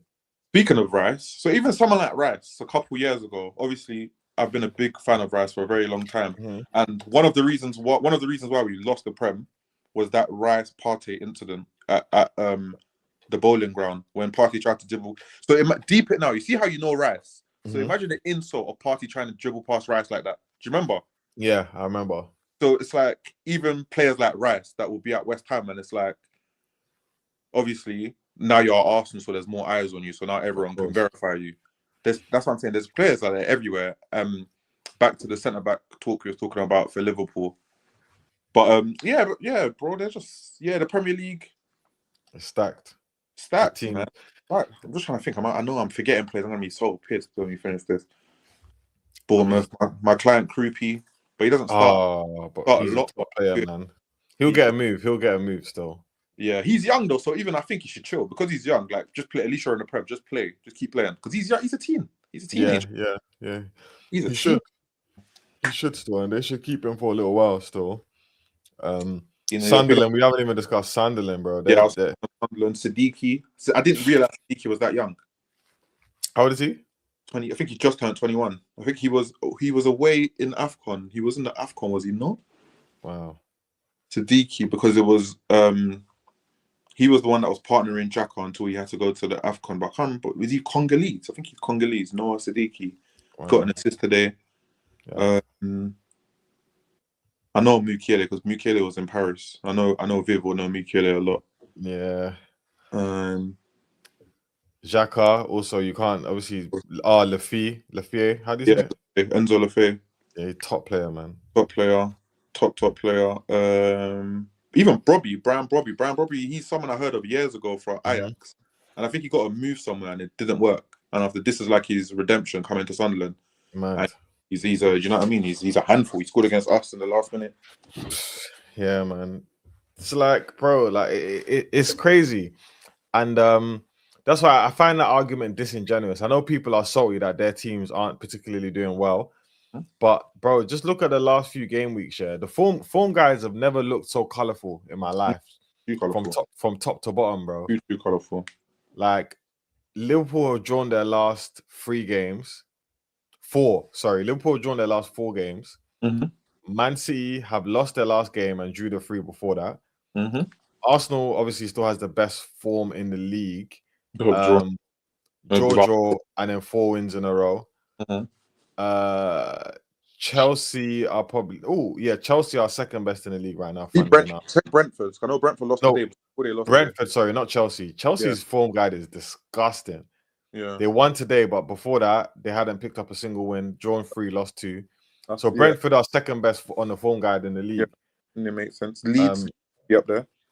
Let's see Leeds. Leeds should be up there. Nah. Leeds form guide is not good, bro. They won their last one, obviously. But then lost and then drew the last 3 and then 1-1. Oh, do you know what I'm saying? But just because of where they were and the amount of points they've amassed. Because you know how you just said, a winning 3 draws where they are is gold. You know what I mean? It's absolutely gold. Two wins and 3 draws in their last 6. That's a decent amount of points. Yeah. But that's what in context, that's what I meant. Bro, other than that, these like it's crazy, man. You gotta give credit to these teams. Like none of us are having an easy time, basically, in terms of the top teams. No game is easy. I just believe Arsenal are the best team, so that's why I'm very confident. I just believe, like right now, what I see from everyone, Arsenal are head and shoulders above everyone else. Yeah, head and shoulders above everyone else. I don't think head and shoulders. What are you saying? Just head. My fear is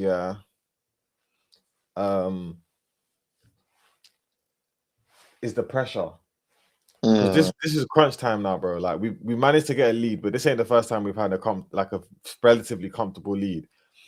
And for me, we act a bit different under pressure when it comes to this portion of the season. But I'd say it's the first time we've been the best team in the league. I don't see the gap closing. Genuinely, we are genuinely the best team in the league. This is the first time we have been. And that's I agree. I haven't said this before. So even when F said it last year, it's void that we are now. Said it, we weren't. Yeah, it's true. So I agree. I don't see the gap closing, bro. I do not see this gap closing. I don't see the gap closing. But then we also now have to factor in the fact that City, they're not feeling sorry for themselves like Liverpool. Liverpool are done. Man City just signed Semenyo and Guehi. Yeah, of course. So we have to bear that in mind. That can help them get through certain games that they would have dropped points in. Their team's still not better than ours, though. For sure, but their team's still not better than ours. And they'll still drop points with these additions. It's just not 100%. As much. 100%. Even that guy that played Max Alanes, it's the first time I've ever seen him. He's actually not bad. He's not bad. You see when Pep plays players and you think, what's Pep on? But it's like, you know what I mean? Pep knows these guys. The guy's not Is bad. that the brother from Watford? Yeah, he's not bad. He's not bad. Still, even though he got hooked at half time, he's not. He got hooked at half time still. Nah, that's dark. Nah, you can't say he's not bad, bro. Because I didn't watch today, but from what I've heard from the City fans and what I've witnessed in the highlights and in the game that I saw him, he's not the level to come in and help Man City win a title. No, not at all. Not at all. Do you get it? So I partially agree with you. In fact, I do agree with you, and that's part of the reason why I am still confident that we're going to win this league. Yeah. But my irritation comes from the fact that we can't keep on hoping. For me, basically, what I'm trying to say is, look, the City game is coming up in it. We're going to the Etihad.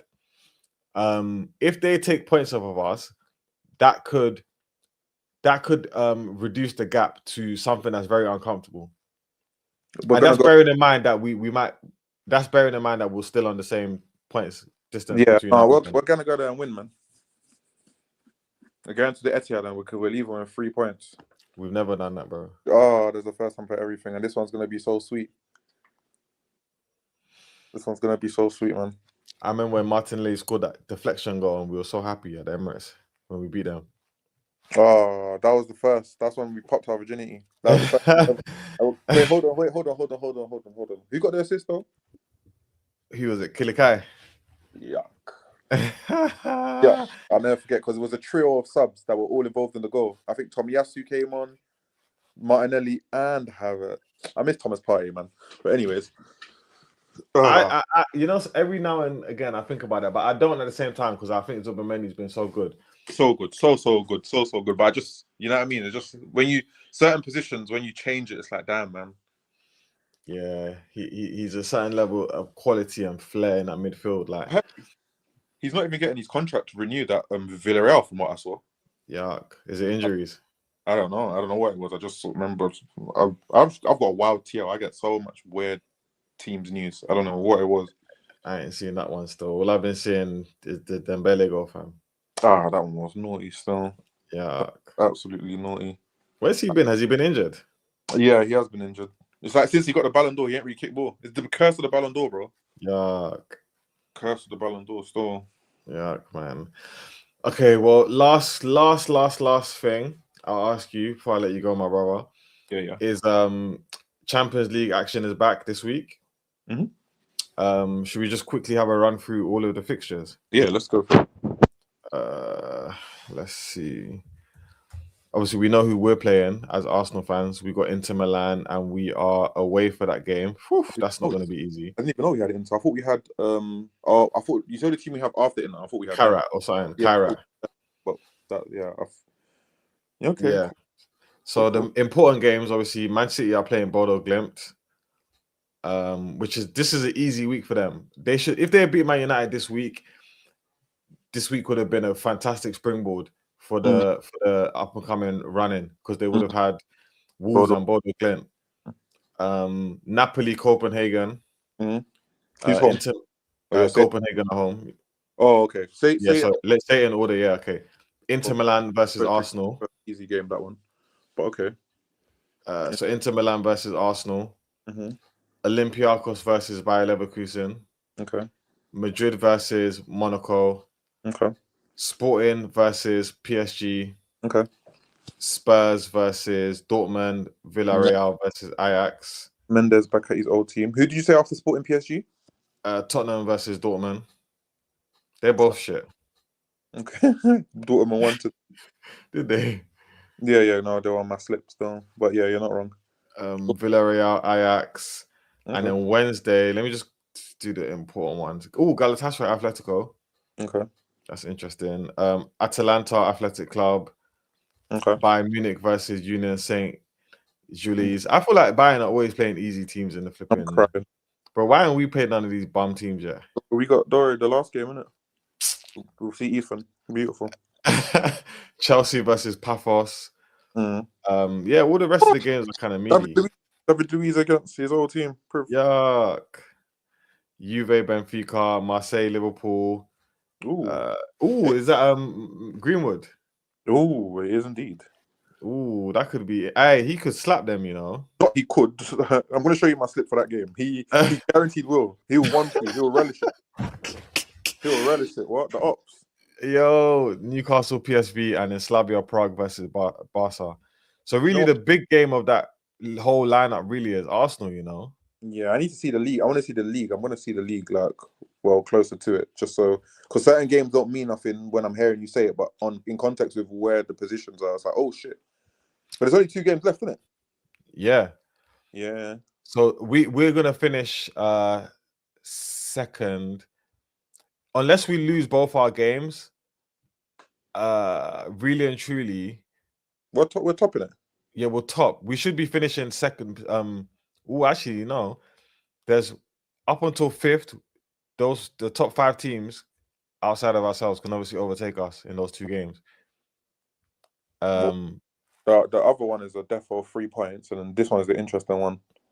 I would have taken the draw because you said I would have taken a draw in Inter game if it meant we won today. Yeah, fairs. That's how I see it. That's why I say the rotation thing was dumb in my opinion. Mm. Because what's the point in what now? You're gonna play Saka versus Inter when we got Man United on the weekend? That don't make no sense. We might have to play both, man. That's just. Then why not start him for this game? Because then we could have been 9 points clear, go into that Inter game with pressure off our shoulders, and then play Man United with a comfortable cushion. Yeah, I hear it, bro, but it doesn't always work like that, man. Because Saka could have started, and we still couldn't have won. Yeah, I agree, but for me, Saka's the starter for a reason, innit? I definitely hear you, but due to his same thing as Trossard.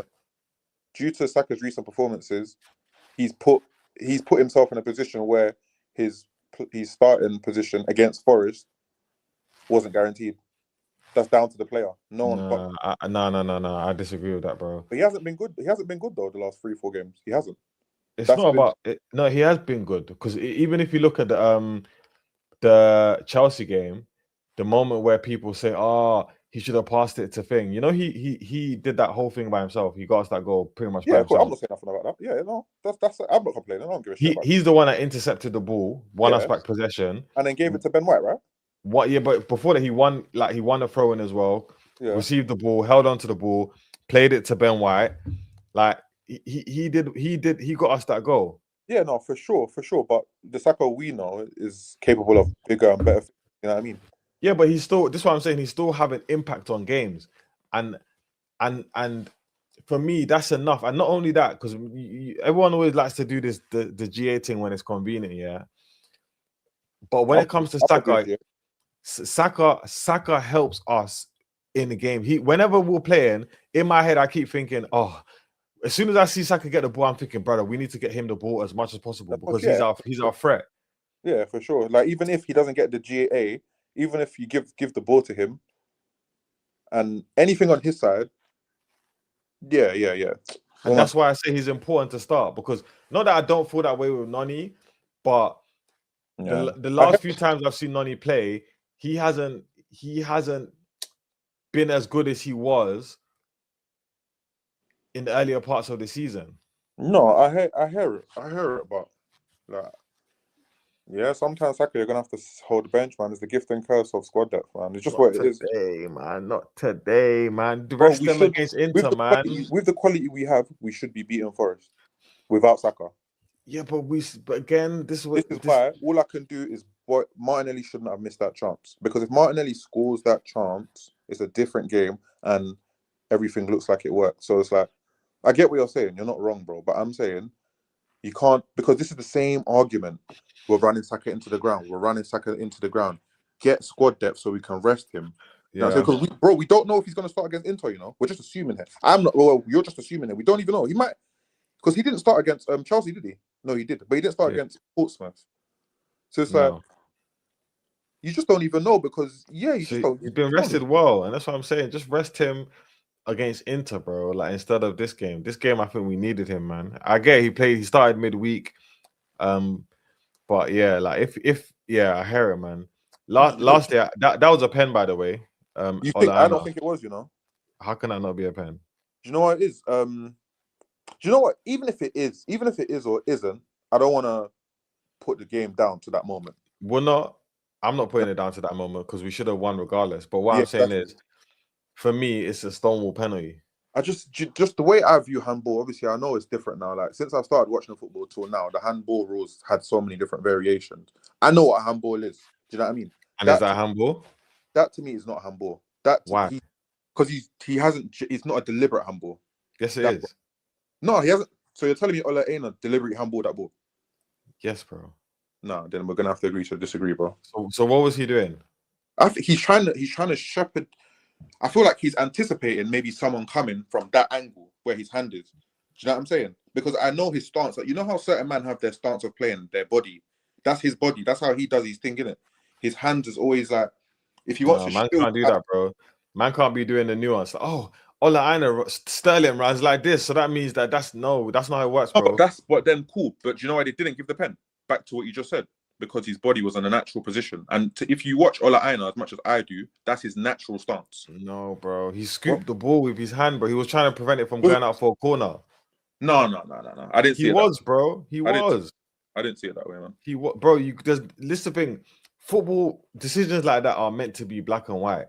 But they're not. And we know they're not. Man can't be adding bare nuance to it, bro. Yeah, this is why they didn't give it, because of the nuances involved. No, because then you could use any nuance to not give any handball, bro. Yeah, no one there's very few times where a man handballs it deliberately. Like, oh, I'm gonna like we know the times where a man's trying to handball it deliberately, and that happens 1% of the time, bro. Yeah, that's very rare. Yeah, for sure. So it's not about whether he meant it. Yes, he was trying to shepherd the ball so that it doesn't go out, and he happened to use his arm. So that means it's a penalty. They're even saying it hit his shoulder before it hit his hand. It didn't, though. That's what they said. I don't even know. But I saw it, and I was just like, man, just because the way I saw it, it's like, yeah, I just feel like if it was given against us as well, I feel like that would be soft. No, if I saw one of my players do that, bro, I swear down, I'll say you're an idiot. The first, I'll say you're an idiot, bro. That's the real spill, bro. And I'll say, raw, we got away with one there. Do you get it? Like Odegaard at Anfield. I'll never forget that one. Yeah. And even that one is the same. I'll give you the same argument. I still don't, even though it was a handball, I don't think he meant it. He didn't, but you don't need to mean it, bro. Yeah, I know. That's where the nuance is, because it's all down to personal how you see it, personal interpretation, you know? Yeah. I'm talking about VAR in it, because obviously someone else in VAR could have given that pen if it was a different person that was at Stockley. And why I think it's disingenuous as well is that this season they've been sending the referees over to the monitor a lot more. We know for a fact that the referee didn't see that in the moment, because how can he see it? Because Ola Aina's body is literally covering the ball, and there's even another defender there as well. So the referee didn't see it. So you guys have the opportunity. It was even a corner, so it was a set play. You paused the game. You could have paused it for longer. I've seen you pause things for 5 minutes this same weekend, bro. Like, why are you flipping? Why don't you send him to the monitor so that he can have another look himself? Like that for me, that was just a disingenuous, very disingenuous decision, in my opinion. But you're right; it's not the reason why we lost, but it's the same thing with the City thing. They can complain about the red card. We can complain about this. Either way, they can complain about Dallo not getting a red card. But either way, they lost 11 men v 11. Either way, we had 90 minutes to win that game and we didn't. So Dallo's the incident in that game, Dallo's one was more of a red card and our one was a penalty. No way. I think personally. I disagree absolutely. That one there, I personally think it's a red card. You think red, yeah? I think it's a red. Yeah, no, I can't argue with anyone that thinks it's a red. Fair enough, I hear it. Yeah, but I can understand why the referee didn't give it. It was like in the Man City game where we played, where who was it that should have got sent off? Was it Gundogan or was it Bernardo Silva? Kovacic, sorry. Where's he, by the way? Injured, bro. That's another one of my clients, man. I don't know where he is. It's injured. Nasty work, man. They need him right now, bro. But yeah, man, need him. Like, that one there, the referee said, "Oh, he didn't want to ruin the spectacle. He didn't want to ruin a big game." I feel like it was a bit of that with the Man City one. Where ruined it's like they didn't want to ruin it because of something that was, like you said, arguably an amber, but in the cold, hard light of day, it was a red card. You think? Bro, it studs up on the knee, bro. I saw Saliba give away a penalty for a clash of heads, bro. Yeah, well, that's a penalty and a red card, bro. Two different things. Yeah, but it's a penalty. The definition of a penalty is serious foul play, and there's nothing more serious foul play than a knee on the. I mean, Really? a stud on the knee. Or the only thing that's more blatant is a stud to the head, for me. Because if you're gonna give a red card for anything above the ankle, you gotta give that, bro. I guess it's for force, Bro, did you see what they sent Rashford off for last season, bro? Was it Rashford? For some dumb shit. My man was doing a skill. But do you know what? You know what, bro? Yeah, that's when you get into a slippery slope. Because even they don't even stay consistent with themselves. They change rules every season. So what was a red card last season won't be a red card now, and for penalties as well. Do you know what I'm saying? Handballs, It's getting changed every season. Yeah, so it's hard to like. Yeah, 100%. But for me, that's why all the nuance thing for me is air, because it's like this is why we need to keep it objective. If it starts to the knees, it's a foul. It's a red card, in my opinion. If you handle the ball in the box, whether it's for me, was it knee? It was shin. I say it was shin. It was his knee, bro. It was like. Was it his knee? Okay, cool. Dora, I'll see it, man. It's gonna be a first match today. I'm up, so I'm still gonna watch match today. Yeah, we'll review, man. Game is last for sure, boy. Nasty work, man. Rubbish, man. But anyway, my bro, it's been special. This one, very special. Pull up, man. Mex says, when Mex said a certain thing, I was like, yeah, Mex, forget it. Yeah, forget about it, man. But it's calm. We'll probably try to get another one in next week. No stress, my boy. Calm, my bro. Guys, for those of you who see this in hindsight, obviously I'm uploading this onto my channel as well. I've been going ham on YouTube still. Love that. So hopefully a couple people see this. Man, they want more content, man. Yeah, they do, man. We just gotta be consistent, because I can sit in front of the computer by myself as much as I want, but having these conversations, bro, it hits different. Do you know what I mean? For sure, bro. Yeah, man, we'll try to get a couple of these in a week. There's any, you know what I'm saying? Anything we want to do that's not against the norm, but maybe, you know what I mean, just as well as talking about the games. Yeah, no, there's a lot we could do still. I want to even try and get some guests on as well. Okay. I know a couple girls that are Arsenal fans. Maybe try to get some unorthodox supporters in here. Maybe some people that can support other teams. Sunderland, that would be nice. Newcastle, could get Viv on to give us a Paris. Yeah, man. You know what I mean? So I'm sure there's a lot we could do, and I've been trying to hold more evergreen content as well. So maybe talking about some bigger debates in the game of football. You know, like what was in the chat the other day with the KDB rank, where he ranks. I was working. I couldn't get involved. I just saw when you heard me. What was it? What were you lot saying? KDB, Modric? No, basically the first question I asked was, okay, this is the first fact. The La Liga all-time 11 is better than the Prem all-time 11, right? Oh, is it? Are you asking me? Yeah. The La Liga obviously is. Where are the 11s? And is it like a common thing where everyone has the same team, or are we making our own teams? You can kind of make your own team, but if I tell you what other people define as like their best La Liga team, quickly, Ronaldinho left wing, Ronaldo striker, Messi right, midfield Zidane, Xavi, Iniesta. This is what this person's put.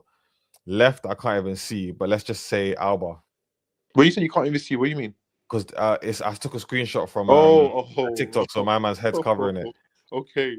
I'm assuming, let's say Alba, or who else could you put? Carlos. Roberto Carlos, yeah. That would be mine. Marcelo. Yeah. Marcelo. And then you got Ramos, Puyol, Alves, and Casillas. Okay. And then the Prem one is they put Ronaldo on the left. This is where it's going to be interesting. Henry up top, Salah right wing, KDB, Steven Gerrard, Lampard, Ashley Cole. I can't see the person that's there with Ferdinand. Probably I'd say Terry. Yeah, probably Terry or Van Dijk. Okay. Trent and Schmeichel. Okay. So which 11 do you think is better? La Liga. Yeah. So then forget who else from the Prem team could make it in. Let's talk about KDB. Would KDB make it into? Because someone said to me, this is the reason why I started, because someone wanted to argue with me on one of my YouTube comments, saying that the Prem team is better, number one. And I said, name 3 of those Prem players that get into the La Liga one. And he named KDB. He only named KDB. So that's when I said, let me come and ask the man there. Would KDB actually even make it into that La Liga 11 with Xavi, Iniesta, and Zidane? And then there were other names that the man were mentioning, like Luka Modric, Toni Kroos. What's that? Busquets. Who else is there? I'm missing a few. I put the list up on my thing. Casemiro. Casemiro. Yeah, Casemiro. Yeah. So would KDB make it in to a top 3 for you? It's mad art. It's mad. It's just too. It's too much art. There's too much players, isn't it? It's that. There's no yes or no. But would he make it over Modric and Xavi? Would you take out Xavi or Modric from that team? I wouldn't, because Xavi and Iniesta, I do it off chemistry as well, bro. I take stuff too serious. You know what I'm saying? Quirky thing. I'm too quirky. Like even when you're doing the 4-3-3, I need to have like a CDM. I knew you would do that. I need to do it properly. So that means there's only 2 spaces. I'm not doing the best players kind of thing. Fairs. You know what I'm saying? But okay, that's interesting still. Yeah, but we'll have those kind of conversations. Maybe one episode a week we'll do like a nuanced one like that, and then another one we'll do like the roundup thing. Say that again, bro. I said maybe if we do 2 episodes a week, one episode we'll do like a nuanced thing like that, and then or whatever kind of evergreen subject, and then the other one will just be more weekly updates. That's lit. I remember I came to my phone that day. I think I saw 200 unread messages. I was like, "Oh, you lot, man, I can't." Someone's But yeah, for sure. All right, calm. Say nothing, my bro. Well, guys, peace. Like, comment, subscribe, hype up the video. If you can, follow us on all social media. And yeah, we'll see you guys soon. Mystic F in the building. Baba J, man. Come on. Bro. Love, my bro. In a bit, man. Take care, bro. It's what the world been missing right here.